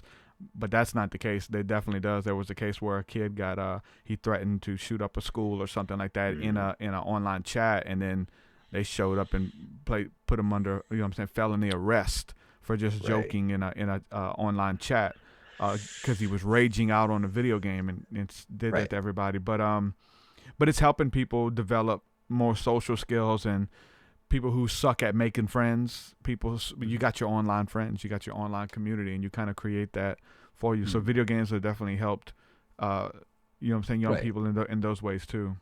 For sure. And in some ways, I see that as an example of pixels as medicine. I mean, there's a great film called Sensitive, which has got, Alanis Morissette and a couple other celebrities talking about how sensitive people are important. You want 10% of your population to be extremely sensitive because they're going to be the litmus test for the rest of the population. So a couple months ago, like when Zoom was a big thing, because everybody was told like, stay at home, except you can go to the grocery store. Like, or right. When everybody, you can protest, but no. The Zoom thing, when Zoom bombing started happening, I immediately knew what it was. I was like, oh man, kids found out that if you just type in random numbers into the Zoom, you can interrupt people's chats and then just scream and shout. Oh yeah. So that was crazy because it was like the intro of people really taking serious this internet connectivity. We can have a conversation and you're a sovereign being and I'm a sovereign being. Then you have somebody coming in from like, StarCraft 2 or Call of Duty or something, and they're like, and they're like showing a bunch of weird screen share stuff that's totally unrelated. Yeah. That challenges like the administrative mind. That challenges your higher cognitive functioning. And biologically, to me, that's pituitary to pineal. Everybody loves their pineal gland because of its usual suspects, serotonin, melatonin, DMT. But pineal gland gets all of its cues from the pituitary gland. Pituitary gland's the master gland. So that would be the administrator, where the pineal would be like the prayer former. That kind of hijacking, I think, is something that broadcasts, including your podcast, help people sync up. They can choose to focus, because if somebody's doing the dishes or doing house chores or doing stuff and they got you on in the background interviewing whatever guest you have on, talking about anything, the metronome is when you're presenting your response and communicating with them, because they know that they're agreeing with your interview, which means that they don't necessarily have to have the exact same beliefs as ET's mom. You know what I mean? Mm-hmm. I think she's got it together. Like, I think she really knows what's up. I love her. I need to do a session with her for real. I know we talked about it, but I don't want to do it. It's just crazy. And all of these technologies and all these things can be used for good or bad. I mean, with the ad thing, right? Then there's ways we can use it for good, to get your good message out there. Obviously, it's being used for bad. Like they're doing it to sway elections and, painting pictures of whatever. Like whoever has the biggest budget wins, in that sphere. So it could be used for bad, or it can be used for good to get your message out there to the people who are interested. Like why try to advertise my hip hop music to like a 90-year-old, person who doesn't listen to hip hop or doesn't even listen to music. They listen to their oldies. I mean, obviously maybe it would help, but it'd be a lot harder. Right, but they're digging that nostalgia frequency because they're listening to the music that brings them to the nostalgia focus. So there could be a potential that you're finding a way to, these are sounds kind of like that. And it's a way to say, okay, 80s, 90s, oldies, and some recent stuff. There's a potential for, I agree with you saying that the advertisement and the front of the blade can be used for good too. That's how you cut down a tree. That's how you get firewood. It doesn't mean you got to slash at somebody, but on the same token, all of this media has the back part of the blade. And if you don't know the back part of your blade, you can kind of sever yourself out if you got to watch your, regular broadcast, mind-washing entertainment news regularly to get people that are screaming at you and everybody shares the same script and they never observe anything positive in your city. They only observe the negative parts so that when you're talking to other people, your orientation is about that negativity. Like some of the best friendships. Like, you're talking about like the marching and stuff like that. What's going on Facts. now? Dude, that totally. It's straight chaos. And they want to be heard, but you got 17 people shouting at one police officer or the mayor who came down to say, let's go see what these people want to say. And the mayor shows up and 17 people are trying to have a conversation with them at once. Yeah. Okay. Yeah. Oh, we're going to help it. Are you? No, you're not. You're racist. Oh, okay. Okay. And how can we? It's like, oh, wow. If it's across the way to. Right. Not to make progress to solve situations. I think if it's across the table conversation, it's a real conversation. Like on that note, I saw there's a city council meeting, I think in Louisiana, and there was a gentleman who said, I was going to talk about this old issue of racism and how all these old statues and things are coming down. But instead, I want to talk about you, person. And they pointed to somebody, I've watched you shop on Amazon.com through every single one of these people talking about this problem. So I don't need to have any other examples. You're the problem. And he actually brought enough attention that she excused herself from the room. And I think that there's a lot of demands. Like a lot of people are upset. They got a lot to say. We're all kind of in like cabin fever, if you've seen Muppet Treasure Island, because we've been locked inside for a long time. So we kind of forgot the enzymes to be able to interact with other people appropriately. But I mean, I had some pretty intense experiences near the end of last year interacting with celebrities and trying to figure out how that world worked. Now I'm seeing that everybody really, truly values the time that they're sharing with other people. Because we know what it's like to be at home. We know what it's like to like basically be bound in some ways. So now if we're going to experience something that's boundless or something that has a different sense of boundaries, we're allowing ourselves to interact with people who have differing views, who think that, it's actually related to a post-industrial complex of the organization of society, rather than saying that, oh, we just need to change these little rules and then everything will run fine. Yeah, that's what we're voting on. Change those little rules. And everything's going to be fine. And in my mind, I'm voting with my dollar. I'm voting with my attention. You are. Like straight up, I'm voting for you every day, man. Every time you got stuff going on, I'm streaming like 333 old albums, like Land of Make Believe, all this, just listening to stuff and keeping it in my brain because I know that as time goes forward, you're representative of a frequency that I think should be more powerful. For sure. Whereas we there all are other, So choose wisely. Yeah, for sure. I think it's a tricky part that people learn through discernment, how to choose wisely, those who are choosing wisely. Because I know a lot of people who I think are very smart, but then they're following individuals and like, oh yeah, but I totally believe everything David Wilcock says. I'm like, well, maybe we need to take a second and finesse this, because if you've got somebody who knows all the answers, maybe they're not the, savior you thought they were. Yeah, because we would be saved already. There would be no talking about it. It would happen. For sure. What I was going to say. Okay, talking about the council meeting. Have you seen the one with the council meeting where the guy gets upset and calls out one of the council members for being a bully in high school? Or yeah, that was wild. You were a bully. You bullied me. He was like almost in tears and stuff, and he's like, I don't even know what you're talking about. He's like, you made fun of me and blah blah blah. That was deep. He's like, that's the problem here is you guys are you're still a bully. That kind of thing. Right. It's not something we have a common dialogue right now for people to be able to publicly accept emotions. And seeing a lot of the things that are going on these days, I got to be careful if it's like random violence, because I'm really empathic. And if I see somebody get hurt on a screen, like, I'm going to get hurt in pain. But I would rather hear somebody cut loose. Like they're talking and they're like, this is ridiculous. All of the voting stations in the state are closed. Nobody's manning anything. None of our ballots are getting counted. This is a travesty. And like they're speaking their truth. Now that'll get my blood boiling and the hairs in the back of my neck will stand up and I'll get some of that like intense response. And to me, that's healthy. Like that teenager who was in high school with the long blonde hair. Do you remember that?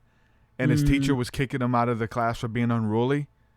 And then, I know you remember it. I may have to find it. It doesn't ring a bell right off. Let me find it right quick. But let's see.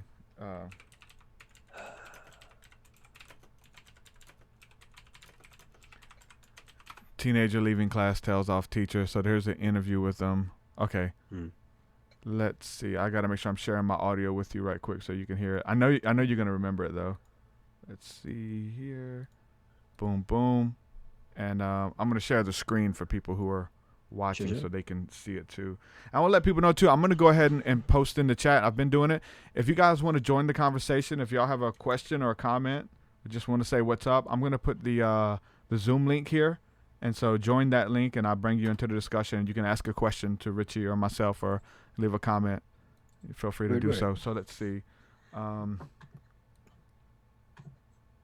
Okay, I think this works. So listen, I know you've heard this. This freaking lady go off on kids because they don't freaking get this crap. If you would just get up and teach them instead of handing them a freaking packet, yo. There's kids in here who don't learn like that. They need to learn face to face. You're just getting mad because I'm pointing out the obvious and you're just wasting my time. No, I'm not wasting your time. I'm telling you what you need to do. Get out. You want kids to come in your class, you want them to get excited for this, you got to come in here, you got to make them excited. You want a kid to change and start doing better, you got to touch his freaking heart. Can't expect a kid to change if all you do is just tell him. You gotta take this job serious. This is the future of this nation.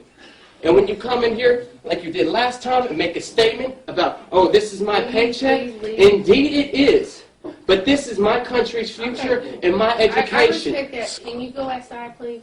But there's a limit. When I'm not bitching, but simply making an observation. Okay. And now I will leave. You're welcome. Good, bye. And if you would like, I'll teach you a little more so you can actually learn how to teach a freaking class. Because since I got here, I've done nothing but read packets. So don't try and take credibility for teaching me jack. Just go. Bye. Close the door. Little baby. Yeah. You remember that now, right? I can't hear you. I think you might be muted. Oh, my bad. Okay. Definitely, for sure. Yeah, man. As soon as I got playing, I was like, oh, yeah, I remember this. And it's like that kid's so peacefully well articulated. I want to find out where he is now. Like, yeah, well, I think there's like an interview. I need to have him on the podcast, right? Yeah, totally, dude. Like, there's something to be said for the. Dang, it was a minute ago. He's one of the leaders that everybody in that class, everybody in that school will have a little bit more of a real experience because he took that risk. Here, let's listen to this. A YouTube video of a Duncanville high school student giving his history teacher a lesson has gone viral, and tonight has his district talking. If you would just get up and teach them instead of handing them a freaking packet, yo. And Channel 8's Jason Whiteley tracked down that young man for us tonight. Jason? I had dropped out for... Jeff Bliss says he has no regrets. Jeff Bliss. No, not at all. I believe that somebody needed to say this. Get up and teach them. What he told his teacher in his world history class on Monday has now been seen around the world. He looks like Rory Culkin, Macaulay Culkin's little brother. Gone viral. I want to see a teacher stand up and interact with the students, get involved, discuss, talk, question, and get deep into the subject. The 90-second video begins after the teacher at Duncanville High School. You want them to get excited. But the 18-year-old tells us he really discovered the value of education when he dropped out of school for a year. And what I soon realized was, without that education, I'm not going to make any step forward into my future. Bliss says he didn't know a classmate recorded that rant, but he isn't embarrassed of what he said. Duncanville ISD says it is addressing this situation. Jeff Bliss likely could have expressed his concern in a more appropriate way. That was Bliss very tells us the appropriate. principal wants to We meet wouldn't with be talking about it if he would have did it in another way, right? Was he supposed to do a comment card? Yeah. Like he's supposed to make a parent-teacher conference and have them just tell you that the parents, like, I think that that's a really powerful motion of truth. I'm digging into trying to find out about him while it's playing. And his Our Nation, Our Education Facebook page only ran until about 2013. And the last time he was active on Twitter from his account was 2016. Wow. So, I mean, the dude's probably still around bumping somewhere, but there's a lot to be said for that level of truth being able to be accessed by clicking a button. Because I know there are tons of kids who feel that way, but there's not anything inside of them that has given them the maybe initiative to speak it so bluntly. So to be able to forward that to other people, they could really find solace and, you know, support in somebody having that outburst, if you want to call it that. Yeah, I'm finding him now. Yeah, man. Little stuff like that stands out, you know, and people making a difference and telling you how they really feel when you're not. I mean, and there was a problem. Don't tell us how you really feel. Sit down and fill out the packet, sir. Right. And I think that there's something to be said for the concept of education. I mean, way back in the day, it was like master apprentice kind of stuff. Like you'd have journeymen in the middle and like you'd be learning a craft from somebody who took their life to know the craft. But now everybody's changing jobs multiple times and like standardized education is barely enough to make you a good factory worker, it seems. So the ability to articulate, I think it's most especially powerful in people who don't have the experience in real life situations. If you're a little introverted and you read a lot of books and maybe you play like a Sea of Thieves or Minecraft or something, and you're just spending some time in the online space, your cerebral advancements are going to go really far. But if you're always playing ball and outside and hanging out with people and not really reading books and not really taking initiative for your inner work, then that outer frequency is going to dictate what's going on in your world. So going back to the talk we had last night, me and Gothic Mystic with the pendulum, it's about balance. Any of both of those are way too, you know, too much. You need that outside time. You need that social interaction with people, you know, and being human and that kind of stuff, or just always in. I have to balance myself. You know what I'm saying? Like it's easy for me to just shut in. I got everything I need here, you know? And so to go out and to go have dinner with a couple or, you know, go do karaoke or go out or to go swimming, go do anything, man. Yeah, go do anything to be around other people.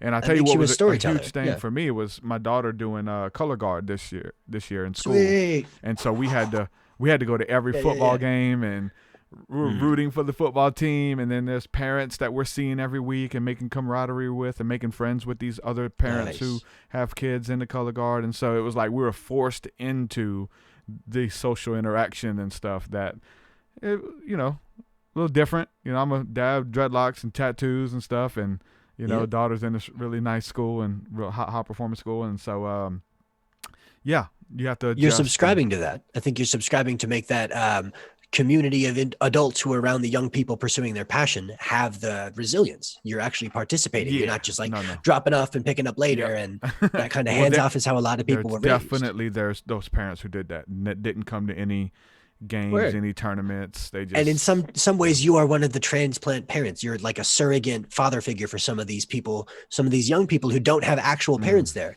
because you may not be the person who they're breaking bread with, but you are the person who's there every time that they're going out to do their thing. So I know that in my own life, if I didn't have different spiritual mentors and different kind of, some of them are basically NPCs. Like I don't know their name, I never really talked to them, but they were there, and I was able to view them as a positive influence or a positive light. 100%, man. Yep, that's some definitely going on for sure. And but then you got the cool parents too. We're definitely the cool parents. For sure. Well, I would have talked to you just going back on just something that about how we're just evolving and our brains are changing, and with the technology and keeping up with the times. One thing that I suck at that I've never that people are changing is texting. I suck at texting. I don't like texting. Even in the Discord community, you're not going to see me just commenting a whole bunch. If somebody jumps in voice chat, boom, I'm jumping in. Hey, what's up? How's it going? Everything good? What's happening? Right. I'll do that. Even texting on the phone, like people are. Let me call you. I don't want to text back and forth with you 17 messages where I can tell you in a minute and 30 seconds what I need and whatever. We're trying to. You can hear the inflection in my voice. Right. You know that I'm not being sarcastic. You know that I'm. You know, they're like. There's some of those people who read sarcasm into everything. Mm-hmm. And then there's times where I'm being sarcastic even on social media and people think I'm being a butt. You know, they think that I'm being facetious and mean. Yeah, and I'm like, no, I'm joking. Like, so now people don't know because is that a dig or is he being sarcastic or is it a sarcastic dig? So I talk. And so even when people challenge me or get in my inbox, hey man, what do you really believe? I'm like, man, let me just do a video on it or call me. Or jump in my Discord, or you're going to communicate it in a higher bandwidth. There's like rich text formatting, and then there's actual speech. And but the generation now, they make fun of you for calling me. Oh my God, you're calling me! Like I've seen so many memes and so many posts and little snippets in movies and stuff where they're like, they get mad when because they don't want to talk to anybody. They want to text. They want to boom, boom, boom, hit you back with that one liner or that paragraph or whatever. But for me, the texting thing, I've never been. And some friends get offended because they'll send me 2 paragraphs. Hey man, I'm going through this. I'm going through that. I'm going through that, and I'll hit them back with a one-liner. Dang, I voice reply when that happens. I hear you. I know, and I hate that because they're like, oh, I want a paragraph. I want a paragraph. Right, and so in my mind, that's some transactional. Yeah. Right. For sure. That's part of the reason, like, I really enjoy Discord as a platform. It's a little wider net because I've got like probably 20 different Discords that I'm in now. So I got to kind of keep track of who gets the attention. But I use Telegram as my primary messaging platform because sometimes I'll be talking to somebody and they're doing line. And I'm just going to hit voice note and I'm going to give them a 30-second to a minute voice response. Yeah. And then they're going to respond in line. Or if they're talking to me and they want to share vocally and they're sending me a 5-minute long voice message at once, I'm like, okay, I can't listen to all this right now, but I know that you have a lot to say. I do the same thing, and I get those 7 1-minute things back to back. It's the etiquette kind of thing. How do you process that? How do you get back to it? Let me respond first. Yeah. Right. They put in spell check. And I think that a lot of people, when they're typing things out, they're forced to kind of look at them. But when we're on the base 1 of the telephone where we're using our thumbs to type, like that's arguably the least effective way to communicate. But to be clear, 90% of my daily communications are text only. I communicate with a lot of people in little snippets, little postcard stuff, but we know, me and my group, we know if you're using a font or a font color or it's bold or it's italicized or you took the time to use this extra part, there's something here that you might not be able to see. And I think that everybody wants I'm trying to remember, Twitter was originally designed because it's the same length as a postcard. It's like how many characters you can fit on a postcard, and like the audio CD was the correct amount of time to be able to hold like Beethoven's Ninth. And so all these technologies we've built based on our capacity. And so I think there's a discussion going on where we want to have like an empathic way to communicate so that you can like have a sort of a multi-dimensional message, whether it's video or art or music. I think a lot of times people don't know how to decode the hieroglyphics. You send somebody something, they send you like a fire emoji and like a water wave and like air. And you're like, what's going on? Are you like making a bath? Like, I don't understand. Whereas other people will respond and use those little indicators instead of words, these hotkeys. And community, I think what you're saying, tribe, is where you develop your slanguage, where you decide what the words mean and what is funny and what isn't funny in relationship to your reality. So I still think it's hilarious when somebody older than me says LOL or LOLs, or they make like a BRB joke or something like that. I think that's some of the greatest stuff because to me, that's nostalgia. Yeah. We joke about, and I've talked about this before. We joke about my mother-in-law using social media, and she's just sharing everything and every article, every video, she's like sending cat videos like all day to my wife. Nice. Check this out. And then my brother was a big one too. When he got out of prison, he did eight years in prison, and so I think we were still on MySpace when he got locked up, and he got out like last year or something, a year before. Bless. 2-3 years now. But I mean, we had totally changed. The phones went night and day now. So he gets out, and actually he got a phone in work release, and it was funny. He went, and I don't mean to be facetious or whatever, but he got a phone, and he went and he started a Facebook profile, and he went live on Facebook, and it's just like going up his nostrils because he's looking at it. And he looked like a monkey trying to figure out a new piece of technology. What is this? Mm-hmm. What is this? Totally. And it was strange to see him start using Facebook or Twitter or whatever. Him, and then the older generation as well, getting accustomed to the young folks' technology or whatever. But even with that being said, the young folks' technology, young people don't use Facebook. They're on Instagram and Twitter. Young people, like, they don't use Facebook. That's it's for the old people. Every now and then somebody's kid or granddaughter or somebody's gonna be on there, but the majority it's TikTok, Instagram, Twitter, and a lot of them are staying off of Twitter now. Right, for sure. I think there's a lot to be said about the social digital sphere, and I'm gonna say that I was one of the early adopters of the internet. I was born in '87. I remember the technological revolution. Like when Napster came out, that was a big deal. When Napster went away, that was a big deal. There's a lot of discussion from AOL Instant Messengers where people would do a bunch of weird, silly stuff because there wasn't rules, or ICQ, different chat rooms. Then we got the evolution through different protocols, Yahoo Messenger. There were different things that allowed people to talk.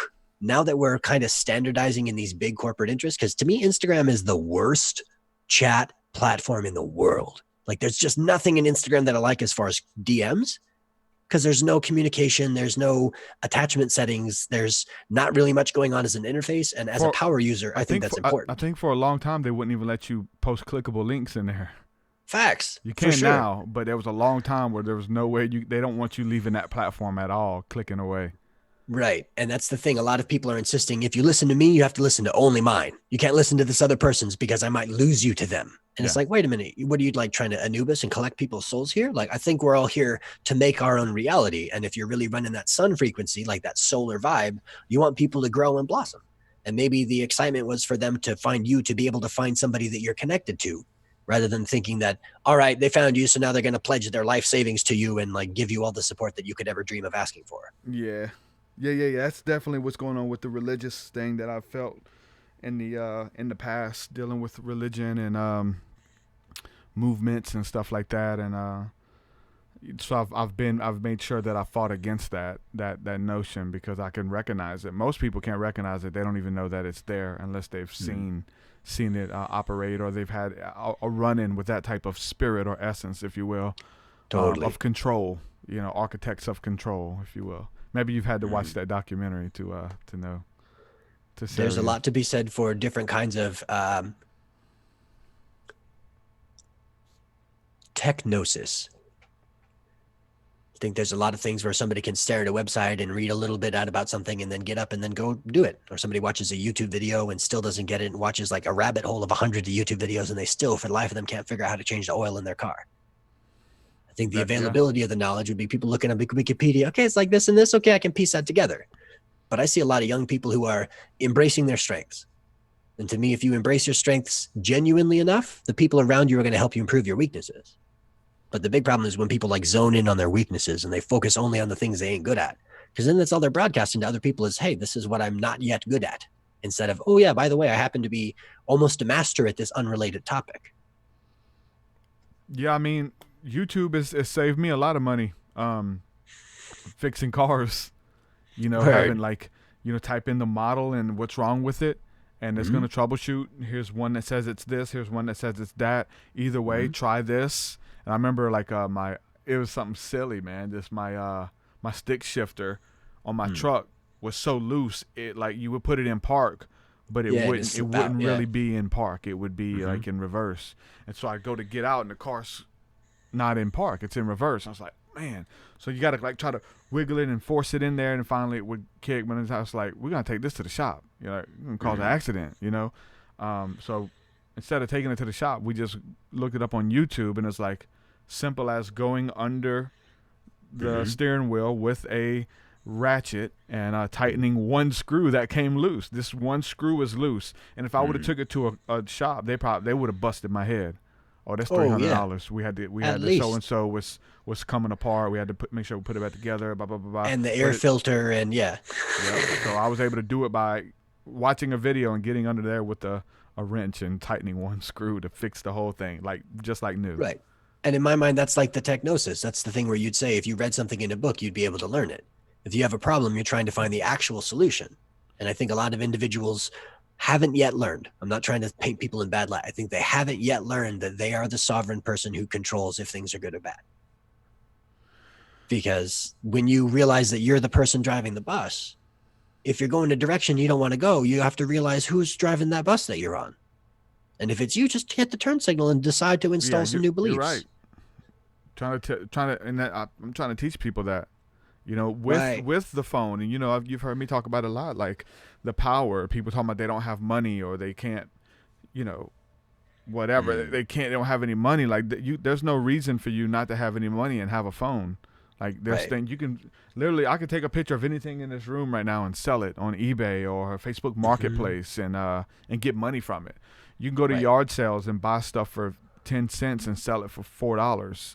Like whatever niche, there's a plethora, and you're even in this space where you can make your own niche or side hustle, or your you know what I'm saying, 5 to 9, and make it your 9 to 5. You have the technology to do it, and there's ways to do it now. So even with technology of creating your reality, again, are you going to watch? When I was really taking podcasting seriously and trying to take it to the next level, I quit listening to the Joe Rogan podcast and Coast to Coast AM. I started listening to podcasts about how to podcast etiquette. When you pick up something and show it on camera, that's good for the people watching, but nobody knows who are listening to the audio apps right now. They don't know what I'm doing on camera and what I'm showing you. Hey, look what I just got, man. Dance like that, for sure. Look what I just got. Oh, that's cool. Dang. Yeah, I know, man. I got another one too. And then you just move on. People listening don't know what I'm holding up, what we're talking about. Right. And the majority of the listeners on my platforms are on the audio apps. I enjoy the video. I enjoy the aesthetic. I enjoy the live stream. But the biggest audience are listening just to audio only. And so for me to like marginalize the biggest part of the audience without describing it, well, I'm holding up a ring, and this is a Flower of Life ring that I got from a friend of mine. It's a bit tarnished now. I need to get another one. So just describing podcast etiquette. I started listening to podcasts about podcasting, and whatever it is that you want to do, there's a podcast that about it. There's a how-to, how-to, what I think you're pointing at is deeper in the sense that there's digital etiquette. There's a kind of computer etiquette and a way to talk to people. Like I know a few times, and you can blame buffer or you can blame things, but when you're interviewing, you're having a conversation, even on the phone, people kind of talk over each other. Yeah. And when two people start talking at the same time, there's an unspoken agreement of who's going to like stop talking or who's going to keep talking. And if you don't have resonance or a want to communicate from that person, you could talk over each other nonstop and nothing would happen. But if you go to an orchestra, you have a bunch of musicians that are essentially talking over each other, but they're talking over each other in a kind of collective way. So the digital etiquette that I'm seeing is when people choose to post something online that's really charged and emotional, and then they don't take any responsibility for the comments that follow. I think that's poor etiquette. Or if somebody's going to show up on somebody else's platform of anything and start dropping knowledge and dropping truth and saying, oh my gosh, it's the evil alien reptilian lizard overlords who really like donuts. Like, if you're going to insist that that's the truth, the etiquette would be that you communicate and make sure A, people are ready to digest it, and B, it's the right time to say it. Like, I know that a specific pattern that I put, and you remind me of the art of the flip. You're saying you can get something and you can turn it. You can get something and you can turn it. You can experience material abundantly. Any of us can. It's very simple. If you can sit and zip and flip, you've changed your perspective, because you've sat down and cooled your body, you've zipped up your mind or your thoughts, and then you've flipped your perspective around and you've seen the fact that you're choosing to sit quietly rather than choosing to twiddle your thumbs or choosing to get anxious or choosing to mindlessly scroll until it just gets stale and old. I'm pretty sure that we are the generations, like the people alive now, that the computers are going to be learning the most from, because we're here to influence them. I mean, you can only play so many VHS tapes. You can only get so many metrics of a little kid to decide what color of, candy bar they like. until you're interacting with somebody in the live that says, wait a minute, was that AI? Oh, that's a drone shot. Okay. Hey, did you make this from a 3D printer? Like those conversations are really important. Like big charge, maybe too deep to dive into, but I think there's a lot to be said about Bitcoin and cryptocurrencies. I'm ready for it to take the next level. I'm having fun again. When you're even in this conversation of me daydreaming about, hey man, there's this technology that allows us to have the same dream, and now we literally can. Maybe not a dream, but we can experience the same reality that is in another realm, if you will, whether it's through psychedelics or through the VR kind of thing. I was just talking about the other day because we were exhausted for Father's Day. My bless took us on a bike ride. She surprised me with we did a long bike ride, and it was hot. The ride out was okay, but coming back uphill was so bad. But we went to sit down in this restaurant. It was just in this little like outside gazebo that was still had an AC in it, but we were exhausted. Like they're trying to talk to me to take my order, and I'm just beaming sweat, and I'm like, just take my order and get out of my face, because I'm just like, I can barely talk to you. And but I was like, man, I wish my phone had the technology to say in an engaged fan, and a fan would drop out of here and blow cool air in my face. And then my wife was like, well, they have these little fans that you plug into your battery or whatever, and they hook to your phone, and you can do it. But I'm waiting for the day where you mentioned the 3D printer, or these things can morph, these pixels can morph, and physical objects come out, and maybe you replenish it, or maybe it's hooked to your backpack that has 3D printing plastic or whatever it is in it, that can print stuff out for you. Oh, you need this, here it is, boom, boom, boom. Or even a printer. We don't need a printer because we just message it to them, right? Everything's digital. But just I do like technology. I love it, and I'm a product of it. I've always been a futurist, someone who's always daydreaming and thinking of new ideas and creative ways and expressions to experience things and embody things. And so I like where we're headed. But going back to crypto, I've messed with crypto. I did some betting one time. I did a betting on a fight. I'm really into. I like the UFC, and there was a fighter who I'm just madly in love with, which is Amanda Nunes, the Lioness. Okay. She's a beast. So I messed around, and I was like, it was before she got really big, and I was like, this girl. So let me put $25 down, and the odds were against her, and I won like $300 on $25. I was like, oh wow, that's cool. But it was like they sent me a check. I was like, okay, give me a little check. You can send me $300.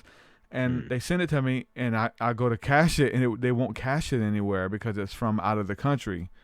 But the name on the check was, I didn't know it was illegal. Like, you're not supposed to be able to cash checks on fighting. Like, it was a huge website that they promote, and it's all over the place. But I was like, yeah, you can't. I don't know if they couldn't pay me for the fighting, or just the company name, or just because it was overseas. But I had to get it in crypto, and I had to figure out what a wallet was and how to get the money downloaded to my wallet, and then how do I spend it. Now that I have crypto in my wallet, how do I get it into my PayPal account?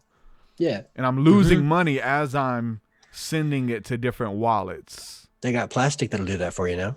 For crypto? Yeah. Do you have to have it a certain coin? Is it Bitcoin? No, it's market based. It's out of MCO. I can send you a thing about it, but for sure I'm putting together a lot of education for it, because it sounds like the basic gates to entry are still cognizing how it's useful. And like straight up Sunday, Father's Day, I bought a pizza on crypto.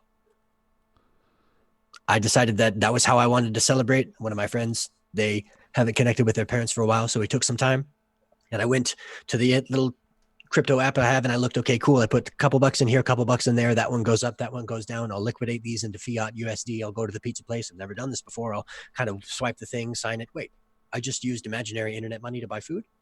It works. Now, to be fair, I used Bitcoin to buy pizzas in 2011 and 2012. Had I known what I was doing, I probably would have made those a long-term savings investment. But that kind of utilization, to me, it's currency. Like, it's the electrical excitement in the currency. So the crypto marketplace is the simplest way for people to see that they're voting with their attention. Like, if you're learning about a different crypto coin or different crypto market, and you really are inspired by it, like a Brave browser is one, and Basic Attention Token is their built-in cryptocurrency. You can invest in that. And then as more people use Brave the browser and the more it goes up, the more that you will potentially have access to. But it's the same thing as if you go to the farmer's market and you drop $50 on groceries. Well, Now, in 2 weeks, if nobody else is there, you're going to have a bunch of rotten food. So what if you're putting a about- bunch, go ahead. Yeah. What about Steam It and stuff like that? There's these websites Totally. that Yep, supposedly. for sure. Now, I've messed with them. I've put my articles, I've put my videos on there.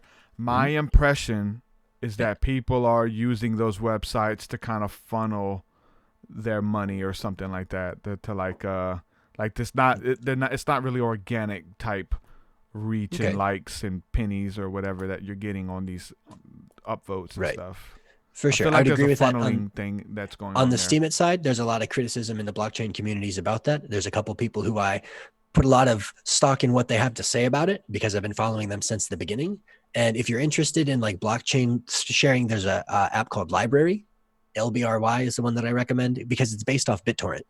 And you store the file on your computer when you're watching it. And then when somebody else wants to watch it, they're downloading it from your computer. So it's decentralized.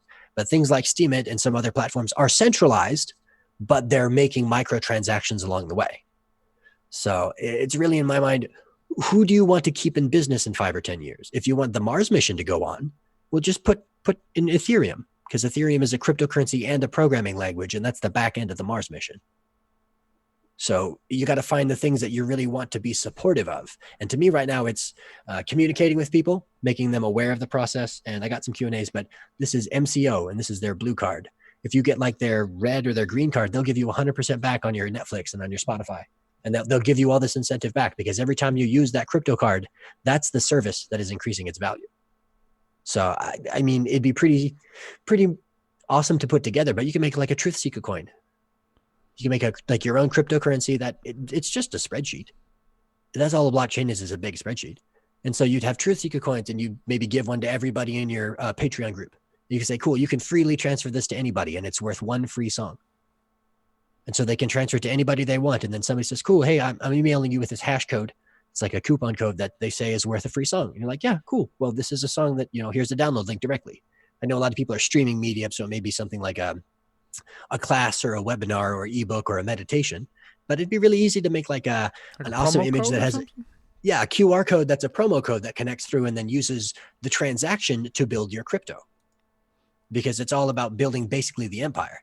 Now we are entering the age where you can print almost anything out of a 3D printer, including another 3D printer, but being able to decide what your intentions are and what your will, like to me, it's the framer's intent.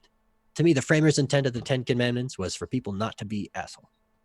The framer's intent for the yamas and the niyamas of yoga is for people not to be assholes. The framer's intention for the laws, even though we're trying to own land and say that we have like this undue authority over space and time, it was originally designed so that people could get along. And as much as I am excited that people like their Google Home or their Alexa, whenever somebody says, hey, Alexa, can you look this up? I immediately say, do you mind if we unplug that? I don't really want to be around it. Otherwise, I'm going to go up to it real close and I'm going to whisper, please order 50 pounds of beef, because Alexa doesn't know a whisper from a normal voice. So it's going to interpret my whisper as whoever runs the machine. And if I can get 50 pounds of beef ordered through Amazon.com and it's on the way, maybe you're going to see that there's some potential hazards in having that technology. So it's about, again, attention, what you do with it. What's your intention for the attention? Yeah. If you can set them up right, there's some cool technology behind it. I really like ours as far as the music is concerned. As far as that's like, awesome. Hey, if I'm folding laundry, Alexa, play Ball Tongue by Korn. Okay, nice. Ball Tongue, Korn. Like for sure. So you're using it like a jukebox function. Yeah. And I got absolutely nothing against that because that's intention. And alarms. Hey, set my alarm. Again, you got clear intention. You're not just asking it to be on all the time and to tell you the weather and to tell you and like asking it things sometimes that are unrelated. weather. Yeah. Hey, what's the forecast tomorrow? Right. But I guess what I'm trying to say is it's not telling you every day at 2 p.m. the weather today is this and this. No, it's when you're curious. I mean, I'm either that. It's kind of like Googling it without having to pull out the phone. Hey, Google, what is the weather? Here's my weather app. It's like, hey, what's the weather tomorrow, Alexa? Oh, the weather is going to be boom, raining. Stay inside. For sure. One of the things I've noticed is the tonality that people use in those machines. Because I've interacted with some young people and they're like, hey, can you get this? And I'm like, whoa. Wait a minute. We've Why definitely are you went barking off at me? and we went off on Alexa and told her a piece of our mind before too. It's or even said thank you. It's funny. Thank you. Appreciate it. Hey, can you play the song? Right. Appreciate it, girl. Love you. Right. Yeah. And I think that that's consolidating the kind of etiquette that you encourage. Yeah. I'd imagine that you're pretty clear about your morals and ethics. I think a lot of people are really muddy about their politics as a cover for not having any of their morals or ethics figured out. So yeah, like in this example, Alexa, absolutely no beef, absolutely no discussion about We it. do rain sounds at night too. Dang, for sure. So white noise stuff. Yeah, rain sounds. When it's time to sleep, our wife does rain sounds every night. Nice. So she'll tell her, hey, Alexa, play rain noise. Okay. All night. Rain. I think the real magic is going to be when we can change the name from Alexa. Because I was at the DMV a couple years ago, and this girl walked in, and her name was Alexa. And she just like, you could tell that she was named before the thing came out, and she hated her name right now. And it was just like, oh man, like I want to call it, hey Skynet, can you do this? You know, like Morpheus, you know, Tank, can you do this? Like being able to customize the names would be solid, but it's the fact that you're presently aware of why you have it. A lot of people like won an Amazon Echo or got the different kind of Siri, and then they don't really know or why. They don't really pay attention to it. So again, mentioning and managing, as long as we can talk about it, it's good. But the first time that I had a super deep conversation with somebody, and then they said, wait a minute, hey, Alexa, what's this? And then Alexa said, oh, it's this and this and this. I was like, I can't. Dang. Yeah, when I'll tell you a bad story I had with Alexa, at least in my mind. I had, I don't know if you've heard about my buddy of mine came over and smoking some bud or whatever, and I don't really mess with it because it messes with my body. So I took a hit of his little joint or whatever. Then he had some edibles, and we don't. As far as I'm concerned, we don't have edibles in Alabama. At least it's kind of a new thing. So I took a bite of it because my wife and daughter was gonna be gone for a while. So I was like, let me take a little bite. So I take a little bite of this gummy bear, and then a little bit while later, I take another little bite, and then finally, an hour and a half later, it hits me. And my buddies, he left me at home, and I'm like, oh wow, this isn't good. I called him. I was like, bro, you got to come back. He just left. He's like, what's up? I said, dude, I'm having a panic attack, dude. This THC has got me messed up, man. My heart's racing. Water. I can't breathe. Drink a lot of water. Wiggle your toes. Right. So anyway, he comes back, and he kind of does what a real friend does, and I really I owe him everything for coming back, because he was already on the interstate, gone, and he came back. And so he sat with me for 3 hours while I'm having this panic attack and trying to, get my breathing under control and all that kind of stuff. And but one of the parts of that was that I look at the Alexa, and the damn Alexa's lit up, and so you have the ability to drop in on people.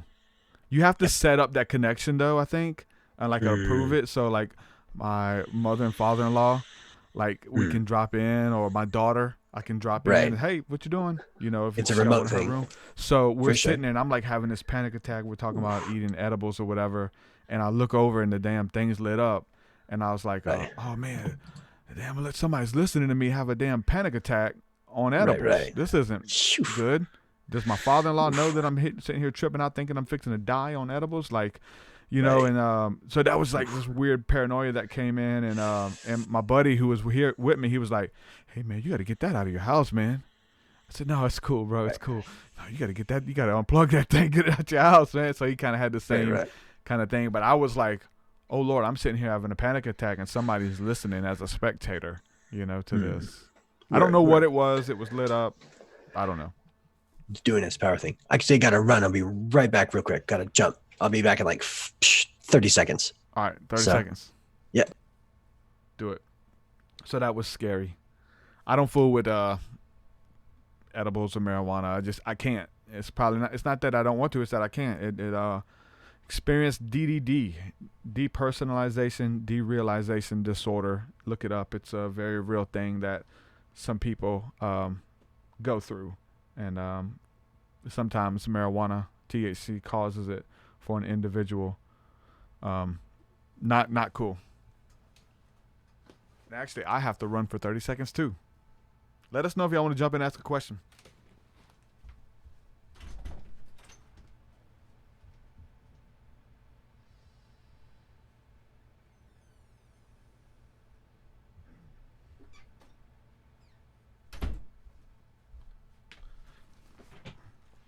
Dead silence.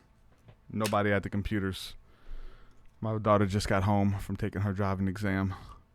Got to figure out if she passed or not. Had to unlock the door.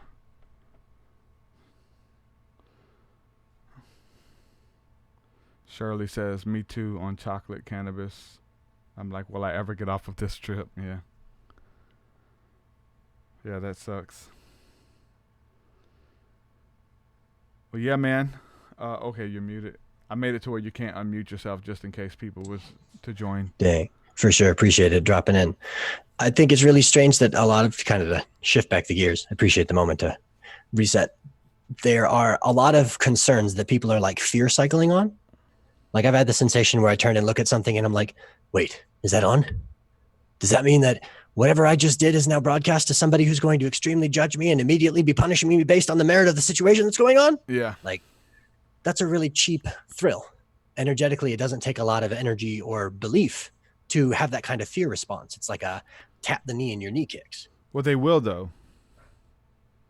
They do it all the time. There's a bunch of YouTube videos of people who are online streamers, and they there was one girl, I don't know if you've seen this one, but she was doing a video with her dog, and she's like does a vlog, and she's like got music playing in the background and got her big dog, and she's wrestling with them, and I love Sparky, and she's just playing. She vlogs with her dog, and she edited the video and uploaded it, but she uploaded the unedited version. And in the unedited version, she's screaming at him and slapping him. Don't you do that? And she's like bitch slapping him. And she accidentally uploaded that, and they're like, oh God. So everybody immediately downloaded it because they knew she was going to delete it. And so she's like this animal advocate about taking care of your animals and loving your animals. And here's this video of her that she's literally slapping the piss out of her dog. And it's like, oh, wow. So, boom, they got it. Everybody's making videos. Everybody's doing commentary. We finally got you. It's the scapegoat thing. It's the misery loves company. It's the fall of Lucifer. You need to fall from heaven because you don't deserve to be up there. We do, kind of thing. And for sure. I mean, but those are countless of streamers who lose it, or streamers whose parents walk in, or they left the stream on while they were doing something stupid or being negative, or in some levels it has to do, I think, with the advent of accepting that we do not know everything about people. Because I think if something goes on and people are like aware of being watched and like really concerned about it, they probably should have made different choices to begin with. Yeah. But in the example where somebody's fronting a false persona, like, you can have a really strong front and a really weak back, and that's going to suck. Because the frailty of what you're presenting to people is never going to hold when it's time tested or shown through with God's light. Technology, if anything, is like accelerating our karma. So when I'm in a chat with somebody, and I very rarely interact with people that I don't know, but when I'm in a chat with somebody, I'm assuming that they're a human being who's sitting next to me, and any feelings I'm having from reading their words are my feelings. Because just because I read that in a tone of voice doesn't mean that that's the tone of voice they use, especially if I don't know what the sound of their voice is. But that instinct, that concern, like, oh, there's a problem, or to paint it white. Oh, everything's fine and great. Oh, how dare you? No, we're fine and happy. Everything's fine. Don't you ever do that. Like, it's so easy to have that artificialness. And I think the authenticity and genuinity of real conversations, when you let people show their guard, show what's really on their mind. Like, tell me how you really feel always. Like the thing, whenever I'm in conversation, people say, so the truth is, and I'm like, always, the truth is the best policy. Let's just start there. Like, well, I really meant to say, cool. Well, like, really say what you're trying to say, even if you got to stumble over it while you're saying it. I'd rather it be there. I was listening to a interview with Marilyn Manson a while back, and dang, that guy's a genius. He said he was like, he was talking to a friend, and the friend was like, well, to be completely honest with you, he said, hold on. So you mean to tell me you weren't being completely honest with me before you had to preface the second half of this conversation? To be completely honest with you, I really don't even like prefacing it with that, you know what I'm saying? So I thought that was interesting about your truth. But for me, I mean, I try to, that's about being in the light, being open and honest about how you really feel. And if you don't give them anything that you're trying to hide, because that's what they're looking for, to kind of broadcast it, your enemies and those who want to see you fall. So you just, as long as you're in the light, and as long as you're just, hey, I'm an open book, man. Hey, I never hid any of this. This is who I am. I'm proud of it. That kind of thing. It's really healthy, but it's hard to do because we know people are going to judge us even for that. For me, I try to be open and honest and present in my chats and my one-on-ones and stuff like that with people, but there is a level of paranoia there for me with certain individuals because I've been screenshotted and had my conversations recorded so many times by people. Well, they're trying to catch you slip, and they're trying to like get you to slip. I remember, and you probably heard me talk about this one time, but I had this one Christian guy hit me up. He's like, "Hey man, I see you doing private one-on-one sessions with people. How much you charge again?" Oh man, many blessings to you, bro. I hope you prosper in that. He's like screenshotting all my info so he can share it in this group, and they can talk about how I'm charging for prayer. TruthSeekahs charging for prayer. He'd say they'll charge me $100 to pray for me, you know, and like these kind of things, or like even recording the phone calls. Right. Like I can pick it up. Like, this dude is like interrogating me on the phone. He's recording it. And Right. it's literally happened to me on many occasions. Like, man. And people are you just got to have that stuff, you got to have that preacher persona on lock, man, so that when people do that, you can just switch over and be like, I think that you might be practicing something that's sketchy here. Like, but they wouldn't. They would say, you're crazy. I wouldn't do that. Right. You're for crazy, sure. Man. You're paranoid, brother. One of them was telling me that while he was recording my damn conversation. I called him out. Like I knew that something was up, and he was like, no, man, you're crazy. We need to talk about this. Why do you think that I'm recording? Come to find out, he was. Right. And to me, that's real calls to real, deep calls to deep. And if there's enough time, the truth will be known. But sometimes people got to wait till the end of their life before they're like, oh shit, I was wrong about that thing. Rather than some people are willing to die every day and say, okay, maybe I don't have all the answers already. So much respect for you being able to, well, I guess choice rather than the ability, but you're keeping your heart open, you're keeping your energy moving forward. And I think that there's a lot of people who could have been bogged down along the way. I know when somebody's coming after me like a troll, or somebody really wants to get my gears ground, like that can muck up my machine. My DeLorean can be out of access for a while because I just can't get back in the flow from that. But I know that there's a infinite reservoir if I'm remembering to use the power of prayer to plug in and to fuel up from, rather than I got to like get fuel from somebody else or something else, because it's not using the right, or the most effective way, maybe. Yeah. Well, you know, I like to silence the trolls. They just think they just get to kind of hijack your platform and get some attention real quick. It's funny that we did a show. It was called We Are the Trolls, actually. We did a little. For sure. And so I listened to a snippet of it yesterday because some of it's still online.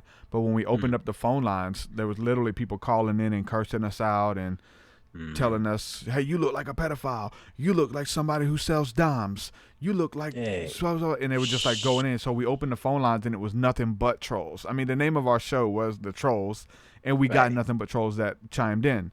But that's the thing of they just got to instantly hijack the platform and get to say whatever they wanted to say and be heard by whoever was listening, that they didn't have to work for or promote or to send out even answer to tomorrow. The show was going to happen or whatever. Right. They don't got to pay for any of the results of their actions. They can bring up a bunch of topics and stir the pot of a bunch of energy and maybe open old wounds. And then when time passes, they are basically accepted from having to deal with that. Like, I think that's a lot of what's going on right now in society. Talk about people going crazy because like 2020 is the year of it all beginning again. I think people who are makers, people who are crafters, people who have a discipline, they're doing great. They're still creating, they're still crafting, they're still disciplined. But the individuals who are looking for external fulfillment, who are looking for other things, who are trying to get that patch in, they're really suffering right now. It's like you haven't played a video game in 2 years and they have a bunch of system updates to get. So a bunch of people got to slow their life down and be like, wait, okay, so maybe what I think is not the end all be all. Maybe other people's opinions do have merit. And most especially, maybe they're okay for believing what they believe in. 100%, man. That's where we are. Richie, I enjoyed this conversation, man. It's a blessing to have you on. Really good, interesting stuff. Made me think. Definitely stuck out about the ritual stuff and looking back at my own nostalgic rituals, because that's what all rituals are, a form of nostalgia to remind you of something and to be present and those kind of things, man. So much in this episode. Thanks for hanging out. Go ahead and share your links, bro, where people can follow your work, and you got some really cool websites that you're working on and stuff you're bringing to the table as well. So go ahead and plug that stuff. For sure. Thank you so much. And again, gratitude for the space for the conversation. I can be found online, most all social media platforms, Richie Zxy. It's RICHIE ZXY. On the internet website space right now, I'm working with a new project called Rainbow Crystal. So rainbowcrystal.org. I do private coaching, private teaching, yoga, tai chi, futurist tech, really heady one-on-one stuff, and plant medicines, if somebody wants to have conversations about that. There's also a lot of different projects. The most recent one I'm excited about is called PLT. It's a Path Less Traveled Talk Radio. So I just got that podcast up and syndicated on different platforms. So once I got enough energy flowing for guests, I'll definitely be reaching out to you. But I just wanted to, again, throw down a lot of gratitude and respect for not only you, TruthSeekah, but also the TruthSeekah podcast that you put together and keep running. Thank you, sir. Thank you, sir. It means a lot, and it's good to have your name added to the revolving list of beautiful guests that I've been able to talk to over the years, man. It's good to add your name to that. And anybody who wants to hang out with Richie too, you can probably catch him on the School of the Mystics on Thursday nights. He pops in from time to time, hanging out with us, doing meditations and jumping into our discussions and stuff too. So again, brother, thank you. Much gratitude. Blessing to share this sacred space with you, man. And everyone who's listening with us live and listening to this on the downloaded podcast apps as well, man. Shout out, Richie. Love you so much, man. Thanks for coming on, hanging out, bro. Thank you, Truth. You be well. Take care. Shalom, shalom. Peace, peace. Oh, happy anniversary, man. Thank you, man. Peace. Richie Breath, ladies and gentlemen, or Richie Zxy, my friend. Again, like looking for the guests and stuff like that. I need to send it out through Patreon, but I've got a decent amount of people in our community, in our tribe, who have amazing stories and amazing gifts and amazing things to add to the conversation. So it's awesome that Richie is a supporter. And I mean, last week we had Steve Scully on. He's a patron and somebody who's been in the community and all that stuff. So it's really cool that we already have a pool of a plethora of people who have amazing things to bring to the table and to share with the community, showcase your work with the community and with people passing through. Shout out to Shirley Moore for the donation. Thank you, my friend, and all the support that you've been doing throughout the last couple of months, going above and beyond to support the work and help me get this message out there. Thank you so much to you and everyone else who's been doing that. All the names at the bottom of this podcast video, all the names on the side there, those are all people who believe in the work. And a lot of those people, you see those names month after month after month. They've been there for a long time, really helping to support the work and the vision moving forward. So with that, I'm going to say peace and shalom, man. Thank you guys for the support, for helping, being a part of the chat. I've been reading the chat too, the conversation that has been had within the conversations, which are always cool. It's the inception, wheel within the wheel, conversation within conversation. If you'd like to support, head on over to my Patreon. A bunch of really cool stuff there and more coming soon. Some music that I'm working on is going to be released shortly on Patreon, and there's some new unreleased stuff there as well. Patreon.com/TruthSeekah. The link is in the description. Love you guys. We'll do it again very soon. Peace, peace. Your will so much higher than mine, so much higher than mine, so much deeper than mine, so much deeper than mine. Well, that does it for this episode, folks. To hear more episodes of the TruthSeekah podcast, head over to TruthSeekah.com. And if you're wanting to support the show and get rewards, go to our Patreon page at patreon.com/TruthSeekah.